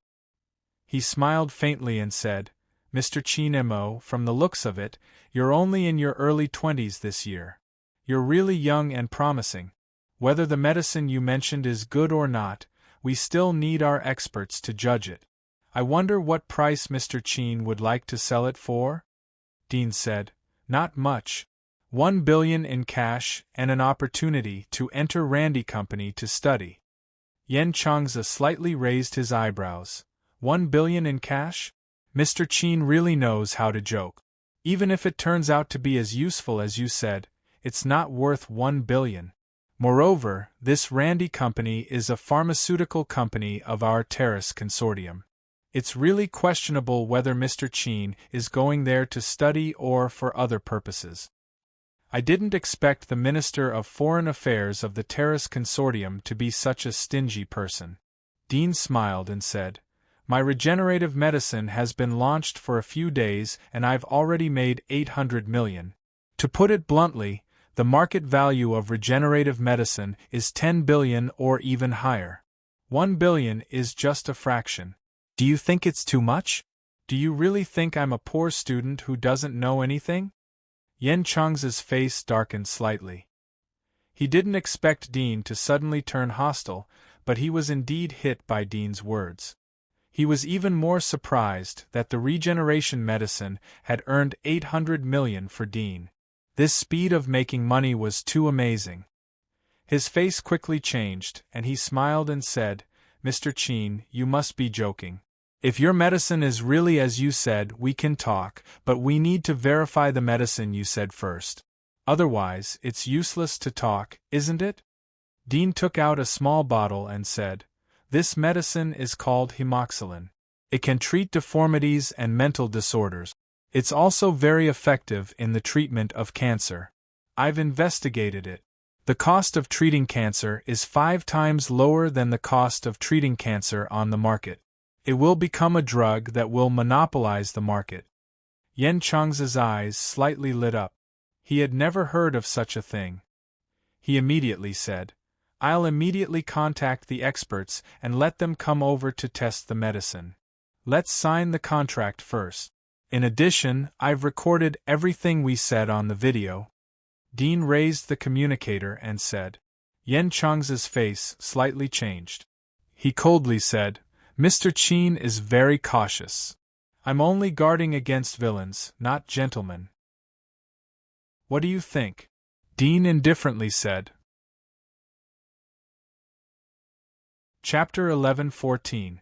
Did the Randy Company agree? Dean was startled. He couldn't help but be shocked. Thinking of the communication he had just picked up, he immediately asked, Who was looking for you?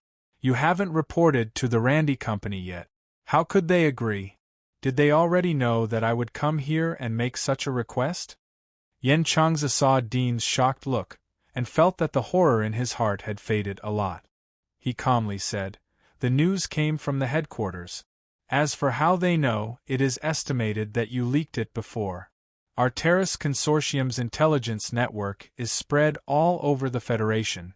As long as we want to know, nothing can be hidden from us. But Mr. Qin, it seems that the consortium is very optimistic about Mr. Qin.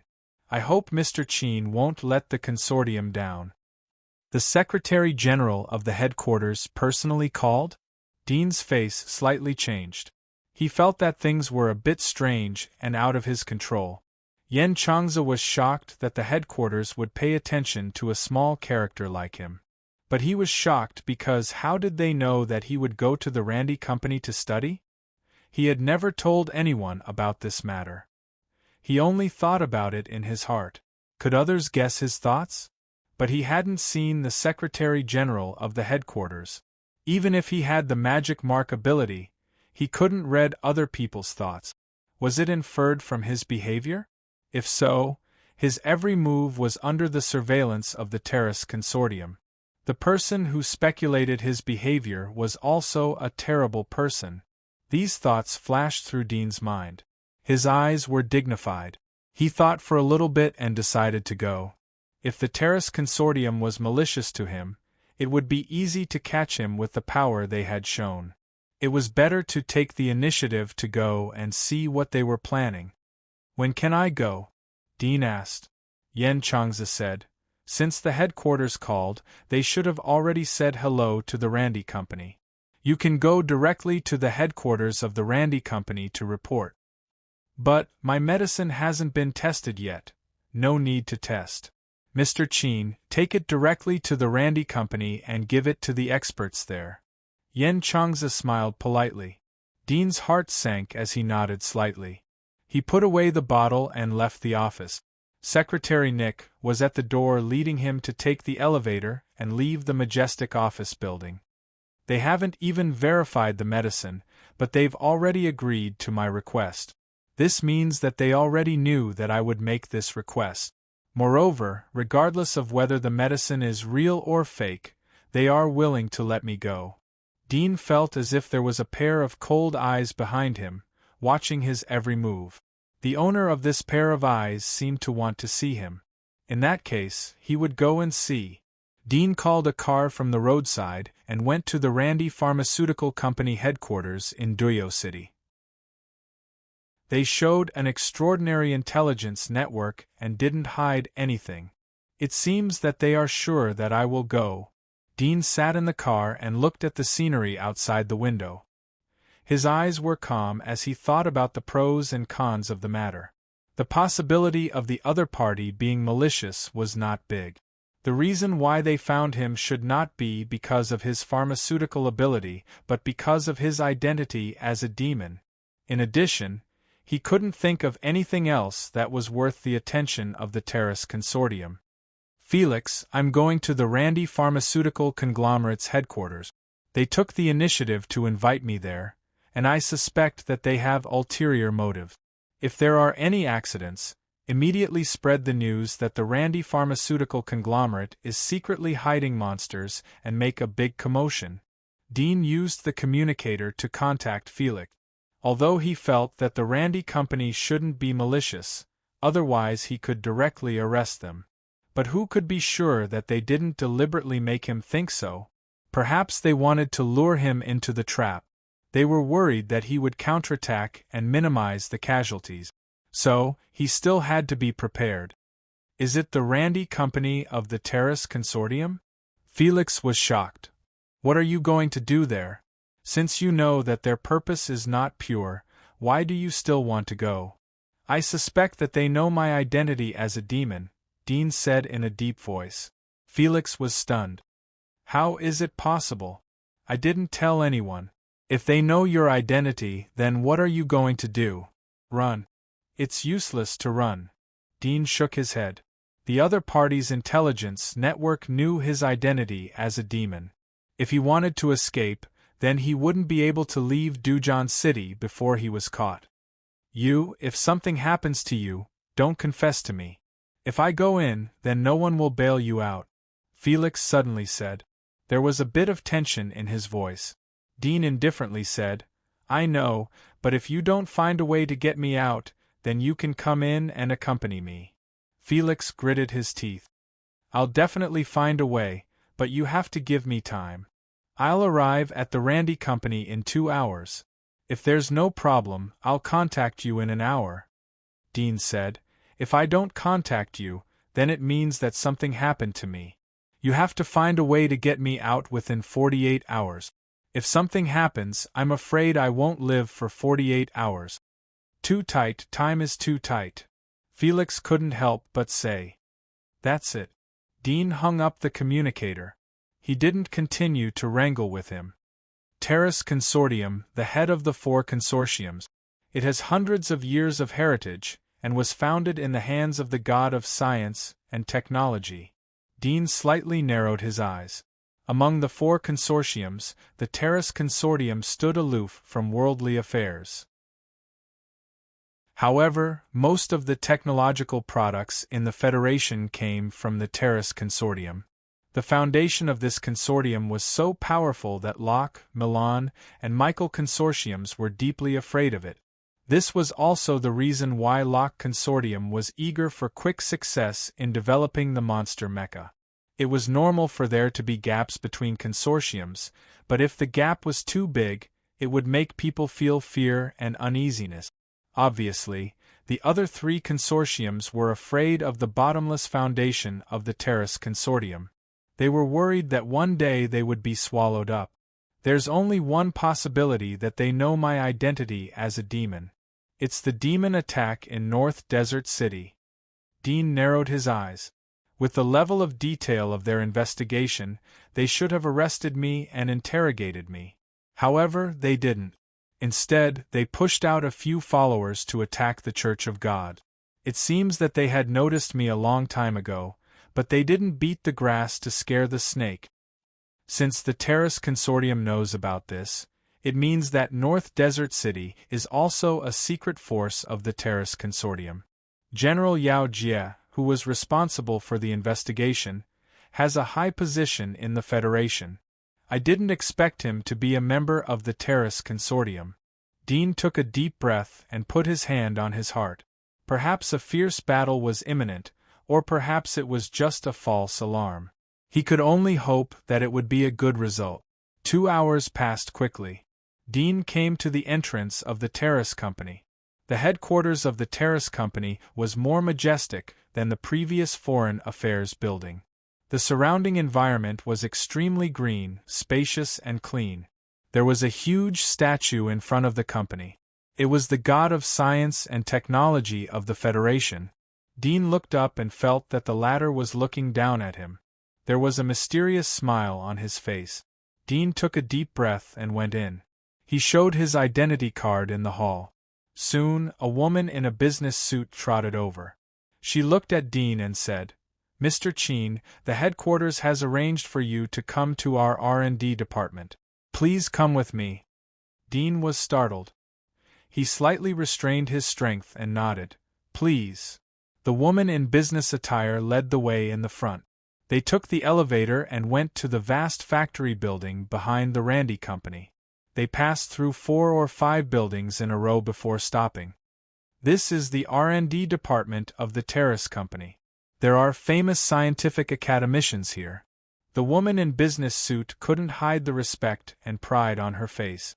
She introduced Dean and took him to the registration office of the R&D building. "It seems that they really want me to come to study?" Dean was surprised. He felt that he couldn't understand the Terrace Consortium. The woman in front of him was not a disguise.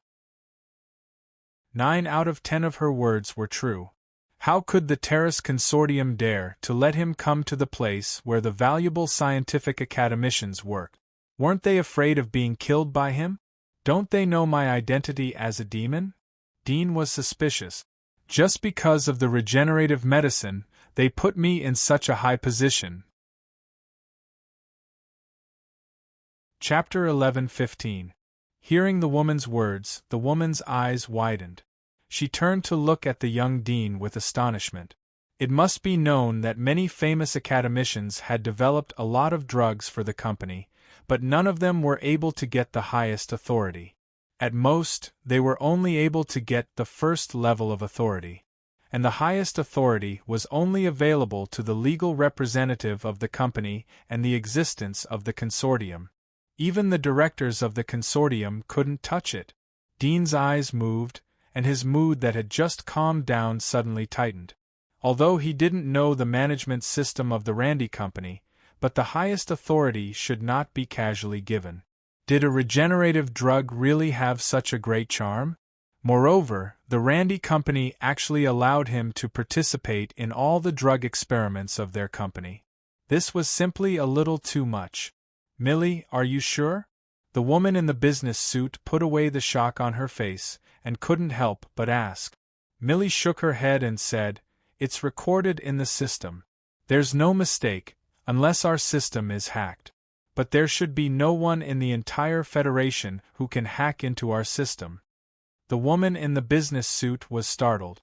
She thought that the people who were good at network technology in the Federation were all in the Terrace Consortium, who could hack into the system of their company.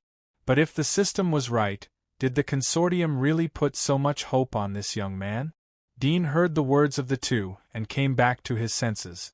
He asked, "Can I participate in all the experiments? What if the experiment fails because of my participation?" Millie respectfully said, "Mr. Cheen, you have the highest authority and are eligible to participate in all the experimental projects. As for destroying the experiment, I don't know. But your status is currently the same as our company's chairman. Only the board of directors of the consortium can revoke your status." Dean nodded slightly, but his mood was somewhat heavy. He couldn't guess the thoughts of the Terrace consortium. But there must be something fishy about the abnormality. He could only take one step at a time and figure out the situation first. "Then, Miss Millie, please introduce me to your company," Dean said after thinking for a moment. Millie nodded gladly. The woman in business attire saw that Dean was not found, and could not help but feel sorry. Although she did not know why this young man was so appreciated by the consortium, but it was certainly right to curry favor with such a person. Unfortunately, she had missed this opportunity. Under Millie's detailed introduction, Dean had a general understanding of the composition of Randy Company. He estimated that almost an hour had passed. He interrupted Millie's explanation and went to the corner to contact Felix. "Are you all right?" "That's great." The communicator quickly connected, and Felix's relieved voice could be heard. Dean said, "Nothing for the time being." Felix smiled and said, "It seems that you were too paranoid before. Since there's nothing else, I'll be busy." "Wait," Dean said. "I'll contact you again in 2 hours. If I don't contact you, then continue with the original plan." Felix was stunned. "Is that really necessary?" "It's necessary." Dean hung up the communication. Dean went back to Millie and listened to her introduction of the scientific academicians of Randy Company. After listening to them one by one, he took his staff card from her hand and went to the elevator. He scanned the staff card and went up to the laboratory floor above the high-rise building. When the elevator door opened, Dean saw many people in white coats and isolation suits shuttling through the corridor. Dean avoided the surveillance cameras and used his X-ray vision to scan the entire floor. He saw that there were 5 huge laboratories, and in each laboratory there were 2 or 3 to 5 academicians in white coat. They were dressed like doctors. In one of the laboratories, 4 academicians were dressed even more exaggeratedly. They were fully armed and wearing gas masks. The laboratory door was a double spiral metal door that was tightly sealed. Dean estimated that even with his own strength, he would need to punch hard to open the door. So many drugs. Dean saw the shelves in the laboratories were full of glass bottles. All of them were medicines produced by Randy Company. Some of them were widely circulated in the market. The academicians inside seemed to be studying how to improve them. The rich research atmosphere permeated the entire floor, making people want to participate in it. Of course, this referred to the people who were also obsessed with pharmaceutics. Dean praised the management of Randy Company in his heart, then turned into the elevator and continued to go up. Every time he came out to observe for a moment until he came to the top laboratory. Only the academicians with Level 1 authority could enter here. Even if other people wanted to come in, the staff card was not set enough authority, so the elevator couldn't go up. There were only 3 laboratories on this floor. The area was more spacious. 2 of the laboratories were empty. Only 1 laboratory was in operation. There were 3 older academicians, 2 men and 1 woman. One of them was an old man with blonde hair and deep cheeks. It could be seen that he was young and elegant. The other one had gray hair and a Chinese face. There was a woman in her 40s who also had a Chinese face. She had a quiet and elegant, mature temperament. Dean glanced at them and was attracted by the situation in the laboratory. His eyes flashed a chill. He saw 2 metal crosses in the laboratory, tied to 2 slightly mutated walking corpses. At first glance, it was not long since they were infected from humans to walking corpses. Their skin still retained human skin color, and they wore simple uniforms of the Randy Company. Are these experimental mice cultivated by Randy Company? Dean looked at the two undead. A man and a woman. Both were very young. At the moment, their faces were ferocious. They were roaring at the three academicians who were talking. The other experiments on the lower floors were using mice. They were also studying the drugs that were circulating in the federal market. Only in this way, the pain of the Federation couldn't be exposed. Although he was mentally prepared, he still couldn't help but sigh when he saw the other side of this conscientious enterprise that was highly praised by the citizens of the Federation and respected by countless people. But soon, Dean cheered up and felt a trace of excitement. Felix was right. The Terrace Consortium was really studying the undeads and trying to crack the secrets of the undead. I came to the right place. Dean was happy. He carefully looked at the instruments in the laboratory. He had never seen these instruments before. He couldn't even find them on the market. He couldn't even identify the effect. The next moment, Dean's mind suddenly became alert. Randy Company raised his authority to the highest level.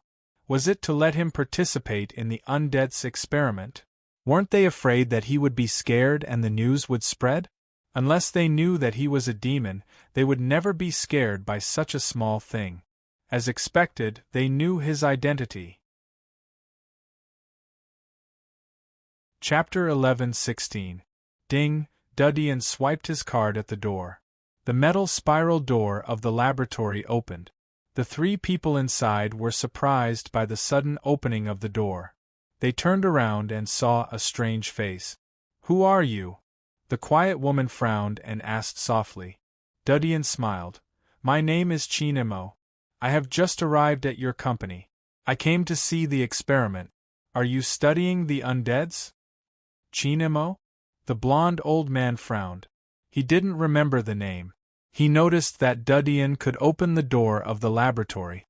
He asked, "Do you have level 1 authority?" Dudian smiled. "The consortium has given me the highest authority. They allow me to participate in all the experiments of the company." Highest authority? The three were shocked. They had been in the company for many years and had made countless contributions, but they were only given level 1 authority. As far as they knew, the highest authority of the company was basically not granted to the employees. "Were you sent by the consortium?" Another white-haired old man frowned. Dean smiled and said, "I'm just here to study. Please forgive me if I disturb the three of you." The white-haired old man saw that Dudian avoided his question, so he didn't continue to ask. He was slightly dissatisfied in his heart. The consortium had promoted such a young junior to the highest authority of the company. What was the significance of them who had dedicated their lives to the company? However, he had seen too many people who relied on their background to reach high positions. Although there was dissatisfaction in his heart, he didn't show it. He just nodded to Dudian and continued to look at the experimental data in his hand. "Chinemo? To be on the safe side, I have to verify your identity." The quiet and mature woman smiled sweetly. "My name is Chu Huiru. I'm a bioinformatics expert." "Hello." Dudian nodded and handed over his employee card to her for scanning. Chu Huiru was startled for a moment as she saw the results of the scan. She sighed in her heart, but her face was gentle as usual. She returned the employee card to Dudian. "Mr. Chinemo is really young and promising. I hope that we will have a pleasant cooperation in the future. All three of you are my seniors. I hope that the seniors will be generous in teaching me." Dudian laughed. The three of them saw that his attitude was humble and his tone was sincere. The dissatisfaction in their hearts gradually faded and their attitudes became much more relaxed. They each introduced themselves. The golden-haired old man was called Sovas, and the white-haired old man was called Chien-Yi. "Master Chien-Yi, do you want to study the medicine to cure the undead?" Dean casually asked after a few words of greeting. Chien-Yi shook his head and smiled. "Of course not. There hasn't been any significant progress in the medicine for the treatment of the undead for so many years. The company's research funding in this area has also been reduced. Now, no one is doing this kind of useless research. We are extracting the virus from the corpse and decomposing it. We hope to extract the cyclic fission gene from the corpse virus. Cyclic division gene. Dean was curious. Qian Yi smiled and said, "This is a conjecture put forward by an expert 20 years ago from the research of the undead. Unfortunately, he has passed away.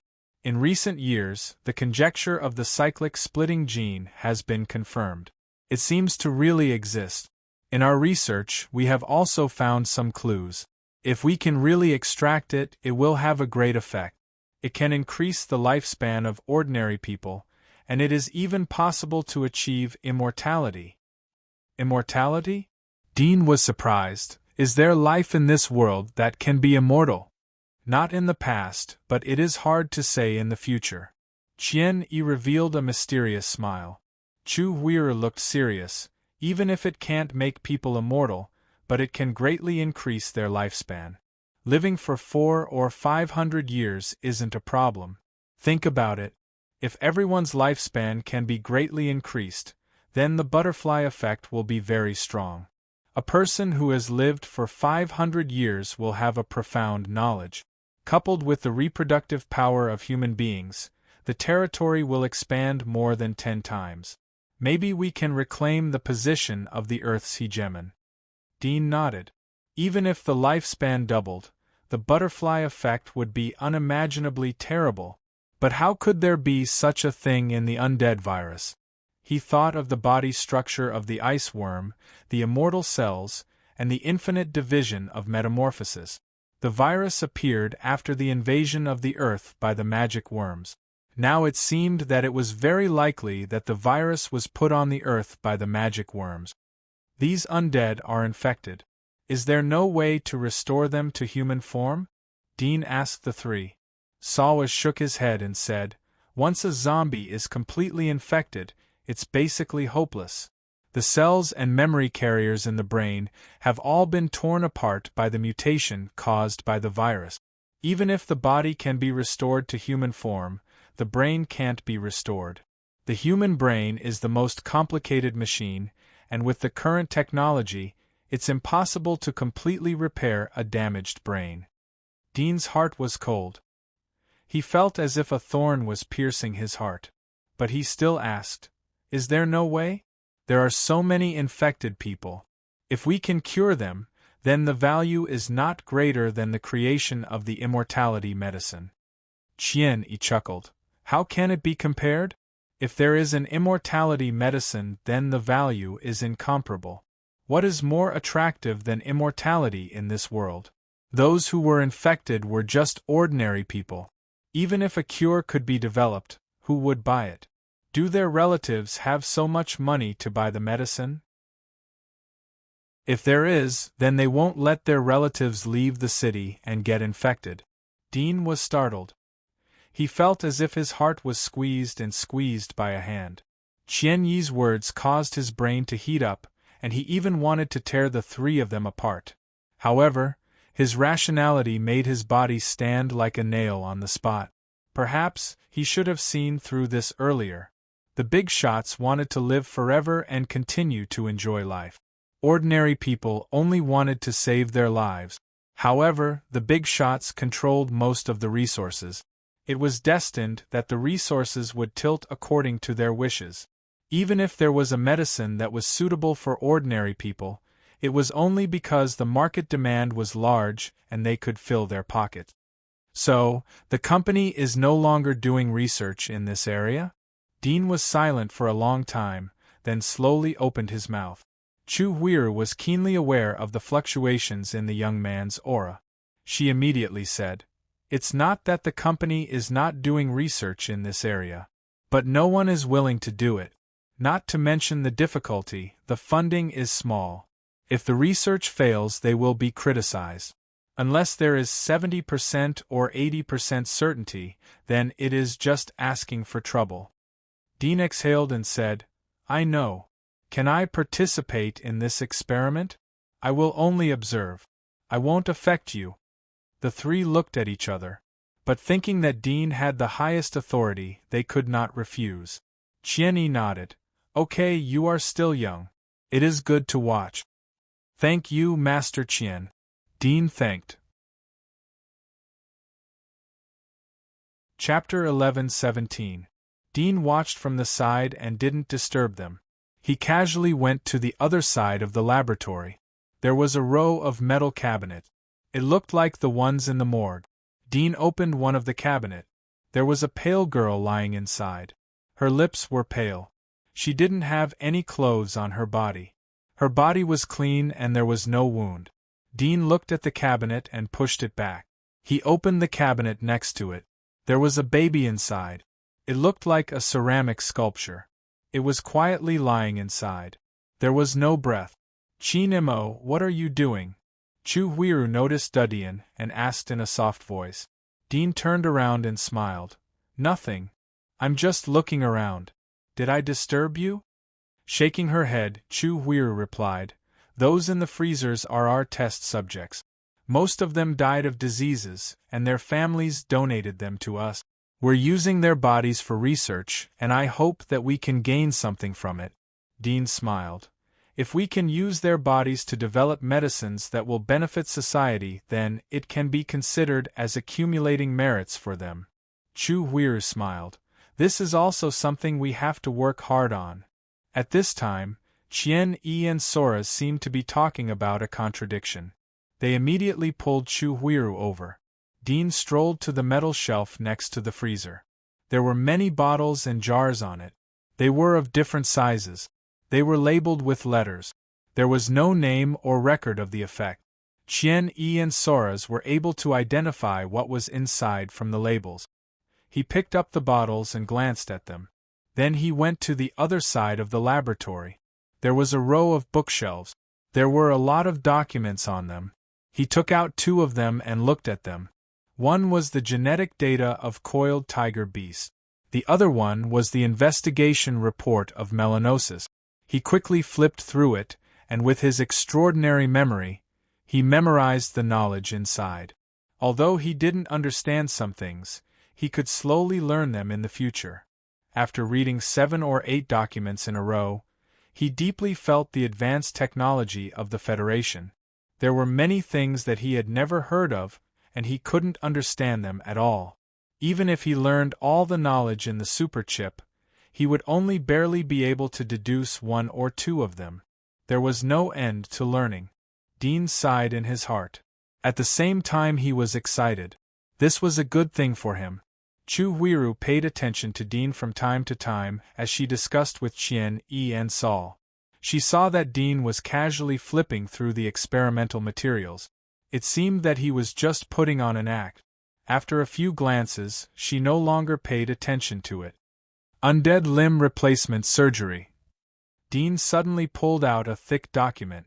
After opening it, he saw the title of these words. His eyes were slightly bright and he quickly flipped down. This document recorded an operation. The experimenter had a whimsical idea. He put together the body tissues of different undeads, hoping to find out the secrets of the undead's body. From the results of the experiment, the arm and thigh of different undeads were swapped, but there was no effect. Under the delicate surgical stitching of the experimenter, an undead body could be embedded with 4 or 5 other undead arms. When attacking, each undead arm could actually move. The neural existence of undead. Dean saw the conclusions and speculations of the experimenter. He felt that the harvest was not shallow. He had never thought of using this method to study undead before. He did not expect that the limbs of undead would not reject each other, and could even reconnect the severed limbs. Soon, the document was finished. Dean did not linger. He inserted it back and continued to pull out another one to continue to read. Time passed quickly. In the laboratory, in addition to the sound of Dean flipping through the papers, there was the sound of Chu Huiru and the other two discussing the experiment. From time to time, they dissected and mobilized the electronic beat. Conditioned reflex training method. Dean saw the method of using conditioned reflex to train the undead in one of the documents. He could not help but feel a little strange. He had to say that there were many smart people in the world. The wisdom of the Federation had accumulated for hundreds of years. They had already studied the undead from various aspects, including the previous undead limb replacement surgery. He also saw a related conjecture from another document. That was to put multiple undead together to create a stronger undead. Then use conditioned reflex to train the undead legion. It was also mentioned in this document that when the undead evolved to a certain extent, the mutated brain tissue would extend a new consciousness. This consciousness could be said to be instinct, and there may be a situation of dream return. The so-called dream return was that the residual memory fragments in the mutated brain of the undead were preserved, and may be integrated into the new consciousness and instinct. Simply put, it was the birth of a consciousness with a few fragments of memories, but this consciousness was dominated by the instinct of the undead, bloodthirsty, killing. Some undead, after the birth of consciousness, even opened their mouth to speak simple words, but there was no moral judgment, no concept of life and death, and the temptation of blood was irresistible. Even if it was the closest person, they would bite to death. The experimenter used a well-cultivated child undead to do the experiment. The child undead could spit out simple words after the birth of consciousness, and even giggled. The experimenter found her close relatives and tried to awaken her memory and restore her humanity. But the child rushed to her mother. Although trapped in a cage, her face was bloodthirsty, and she was even calling for her mother. Many experiments have shown that the undeads with consciousness are more difficult to control than the undeads with pure instincts. The broken memories will not give them human morality, but will let them grow slowly, become treacherous, learn to disguise, and even use simple strategies. Dean thought of the corpse king that had bitten Aisha. He would never forget the battle that day. The treachery shown by the corpse king was still vivid in his mind. Obviously, it was a corpse king that had been born for a long time. Honed in the wilderness, it had long become treacherous and insidious. The undead's consciousness is generally at rank 7, about 1,000th is at rank 6, and about 6% is at rank 8. The statistics on the data were very complete. Dean compared it with the army. The rank 7 was about the pioneer. Using the limbs of the high-level undead, sowing the brain of the low-level undead, and training with conditioned reflex to cultivate the high-level undead legion. Dean looked at the expected results on the data and soon felt a chill. The Federation may have already implemented this. In addition to the mecha, they also have a group of high-level undead legion who are not afraid of death. Chapter 11:18. It is indeed the fastest way to enhance strength by using the simple violence of the undeads and the unified cultivation of the conditioned reflex. Dean felt that he would use this method in the future. If he wanted to overthrow the behemoths like the Federation and the Empire, this was definitely the best way to arm his forces quickly. There was no other way. Dudian was about to continue reading when Chu Huiru suddenly came over and smiled.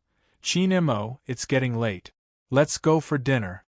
Dudian turned around and saw that the three of them had taken off their gloves and untied their antibacterial coat. It seemed that they were ready to get off work.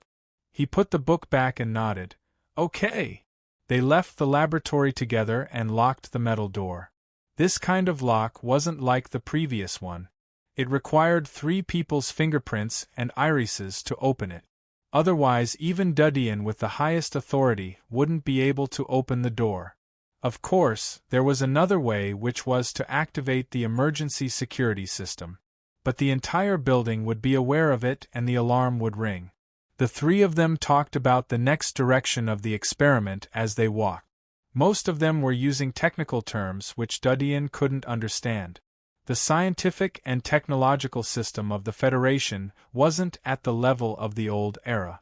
In addition to the elements table, many new particles and experimental methods had been replaced with new terms. It would take a specialized system to learn about them. Chinemo, you don't seem to be afraid of the undeads? Chu Huiru asked Dudian after she finished talking to Qian Yi. Qian Yi and Saul remembered that Dudian had turned a blind eye to the undeads in the laboratory. Aren't they locked? What's there to be afraid of? Dudian faintly smiled at the careful woman. They should be afraid of us. After all, they are just experimental materials in our hands. They have the same status as white mice. Chu Huiru was a little surprised. She smiled and said, "You really have a thick nerve." Qian Yi laughed. "It's a good thing to be bold. Chinemo has a bright future. His achievements may surpass us in the future." Dudian modestly replied. It didn't take long for them to take the elevator to the restaurant of the building. The restaurant was located in the middle of the building.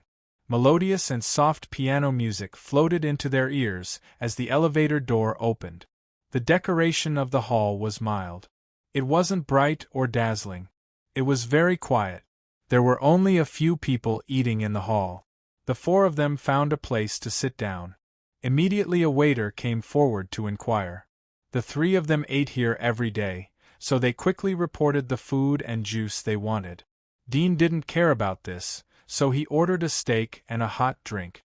After ordering, Qian Yi smiled at Dudian. "Mr. Dean, I see that you don't reject the undeads. Do you want to do related research in the future?" The Terrace Consortium focused on the research of walking corpses, but they also conducted research in other areas. Even the Randy Pharmaceutical Company would not only use walking corpses as experimental subjects, but they would also choose various magical creatures as experimental subjects. Some of the magical creatures contained special antibiotics or vaccines, and many of them were beneficial to humans, as they could strengthen the human body's immunity. Dudian knew that Qian Yi and Chu Huiru were experts in the field of undead. They were experts in this field. Asking them to study monsters was tantamount to changing their profession. Qian Yi said so because he wanted to win him over to join his group.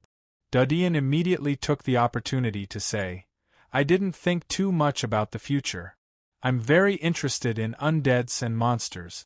Today I read a lot of information, although I didn't understand a lot of it, but it seems that undeads are more interesting." Qian Yi's eyes lit up. "Oh? Interesting? I saw a piece of information that said undeads can use the limbs of other undead. I think that the world is full of monsters, but the number of undeads can't be ignored. Moreover, I think undeads are more important than monsters," Dudian said in a serious tone. Qian Yi's eyes lit up even more. Saul, who was next to him, showed a curious look. "What do you mean by more important?" "Many aspects," Dudian said. "I think that if humans want to recapture the Earth, then perhaps we can completely crack the secrets of undeads. Then we can achieve this ideal." Chu Huiru looked at him, her eyes showing a bit of brilliance. "What do you mean?" she asked. Dudian looked into the woman's eyes. "I don't know the root cause of the destruction of the old era. But the monsters and the undeads are the mutated beasts of the old era. Although there are many of them, but their intelligence is generally low. They can't unite, so we can ignore them for the time being. But the undeads are different. They are the people of the old era or adventurers who have been out for hundreds of years. They were infected and mutated by the virus. If we can restore their memories and sanity, then we can imagine that the number of humans will increase by more than 10 times. Or even dozens or hundreds of times. There is strength in numbers. If the number of humans increases by 100 times, then why should we be afraid of the monsters? Even if we have to fight, we can afford it." Qian Yi and the other two looked at each other in blank dismay. They didn't expect Dean's thoughts to be so broad. He was actually thinking about the future of the entire human race. Such a mind and vision made the three surprised, but also a bit ashamed. They only considered the particularity of the undead. It was more mysterious than the monsters. The research potential was greater, the harvest was more, the value was more, and it could benefit human beings. But they never thought that the impact of this experiment on the entire human race would be to help humans recapture the Earth and return to the position of the hegemon. Qian sighed and said, "Qin, you are very far-sighted. Even I haven't thought about this. But this idea is good, but it is impossible to do it." He sighed and said, "Let the undeads restore their memories and turn back into humans. Such experiments have been researched by consortiums for hundreds of years, but they have all failed. This is irreversible. Just like a dead person, there is no way to resurrect them. Even with the current technology, it is meaningless to restore the heartbeat of the dead and restore the vitality of the body. It can only be a vegetable. Let the living corpse accompany the family and comfort them." Dudien's face was slightly gloomy. He came to Terrace full of hope, but the answer he got was always the same sentence: there was no way. At the moment, his heart was full of anger. He even wanted to smash the table in front of him. Hundreds of years of research, but there was no progress. Are you all good-for-nothings? Are you all trash? But he didn't say this out loud. After a few breaths, he suppressed his anger. He knew that these research experts were all intelligent people, and it was precisely because of this that this matter gave him such a heavy blow. For hundreds of years, countless experts had studied, but there was no answer. Would he be able to do it alone? Although he didn't want to admit it, the probability was so low that it was powerless. He never looked down on himself, nor would he overestimate himself. But, even if the hope was slim, should he give up? If he gave up, who else in this world would fight for this matter? Who else would fight for her? Thinking of her figure wandering in the wilderness like a lonely ghost, Dudien felt a stab of pain, like a sharp knife stabbing into his heart. That was a hand he could never let go, even if he had to fight for his whole life.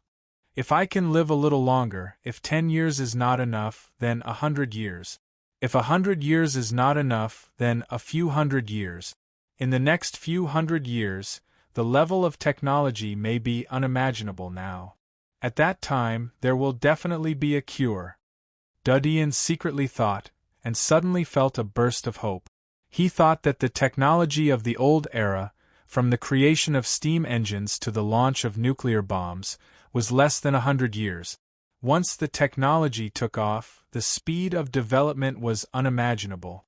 He believed that there would be more magical technology in the future. Qian saw that Dudien was suddenly silent, and seemed to be hit. He comforted him.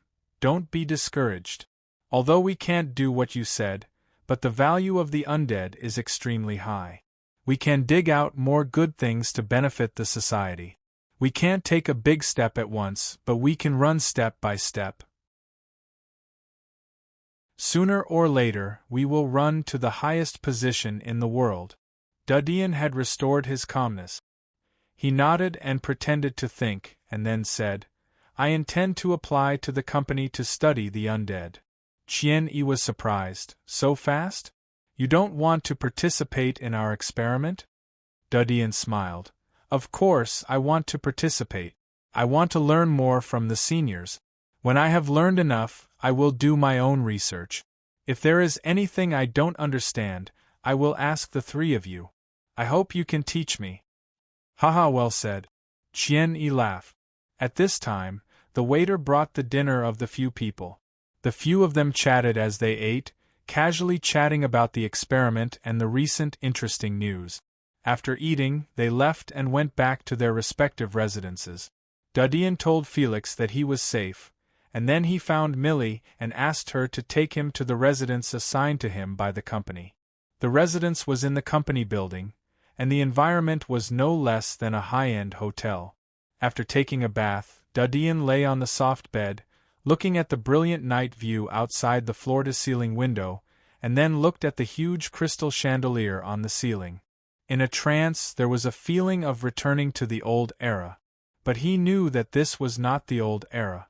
Although it was also a modern world of technology, but the people had changed. Gently sighing, Dudyan closed his eyes and fell asleep comfortably. It had been a long time since he had such a relaxing rest. Dudyan slept until dawn, feeling full of spirit. He got up to wash and went to the restaurant to eat breakfast. He happened to meet Chu Huiru, so he took her table and ate together. "You got up so early?" Chu Huiru was surprised by Dudyan's diligence. Chapter 11:19. I heard that Mr. Chinemo has created a regenerative medicine. You are really extraordinary to be able to do such a big thing at such a young age. Chu Huiru's tone was soft. Dudyan knew that she went back last night to inquire about his information. Perhaps she also knew that in addition to regenerative medicine, he was just a poor student with no background. He estimated that at the moment she was curious about why he was favored by the consortium and parachuted into the company to get the highest authority. He did not answer her directly. He humbly smiled and pretended to be mysterious. He changed the topic to the weather. Chu Huiru didn't ask directly as she saw that Dudyan didn't know anything. They casually chatted for a while and went to the laboratory with Dudyan after dinner. Dudyan didn't understand the meaning of the Terrace Consortium, but since the other party had given him the highest authority, he could participate in all the experiments at will. He was happy to use this shortcut to understand the many experiments of the Terrace Consortium. He also learned about the secrets of the Federation that ordinary people didn't know. During the day he would watch Qian Yi and Chu Huiru's experiments. Sometimes he would read the materials and learn about them. At night he would return to his residence and contact Felix. He asked him to send people to take care of the Dream Company. Originally he didn't want to mix the Dream Company with Felix. He wanted to use the company as his base in the Federation. In the future he would accept Barton and Noyce to help him. The so-called cunning rabbit has 3 burrows. He had a nest in the Empire and a nest in the Federation. No matter which side of the war in the future, he would be able to get benefit. But the appearance of Terrace had broken his fantasy. Now that his identity had been exposed, Dreamscape Incorporated naturally had no hope of operating under the Federation's nose and hiding a large number of demons.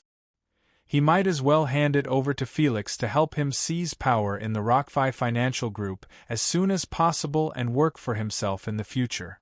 Half a month passed in the blink of an eye. Qian Yi and Chu Huiru's experiment was coming to an end. In the past half a month, Dudyan had seen a lot of other experts in addition to observing in their laboratory. He had also visited the laboratory of experts who were studying monsters. Although monsters and undeads were different types of research, but in his view they were all creatures. So it was inevitable that there would be commonalities. The facts proved that his idea was right. There were many references to undeads' experiment. Some people even listed some classic cases of undeads in their papers to prove their views and conjectures. It still doesn't work in the laboratory. Chu Huiru's usually calm and elegant face was now wrinkled and full of worry. Beside her, Qian Yi and Salvas had gloomy expressions and didn't say a word. Dean was flipping through the information. He heard their movements. He knew that their experiments for so many days had been declared bankrupt. The 3 of them had tried many aspects but ultimately failed to create longevity medicine. In fact, the experiment had reached a bottleneck a week ago, but the 3 of them were unwilling to give up. They tried every possible way, but in the end, no matter how much they racked their brains and tried everything, they still failed. If the project failed, the 3 people's ratings in the company would also drop. When it dropped to a certain level, they would be fired by the company. Dean quietly put down the experimental data in his hand and left the laboratory. He didn't want the 3 to vent their anger on him. Although they didn't dare to be angry in public, but if they were secretly angry, it would add trouble to him. After leaving the laboratory, Dean went to the restaurant to order food. He saw a gray-haired old woman sitting in the corner. The old woman was wearing an expert's clothes. Her dress was simple, but her temperament was very dignified. She was looking at the bowl of noodles in front of her. Grandma Lan Xian, what's wrong with you? Dean immediately went over. Zhang Lanxin recovered from her melancholy. When she saw a handsome young man, she couldn't help but smile. It's Qin Mo. Dean knew that she was from the faction that studied monsters.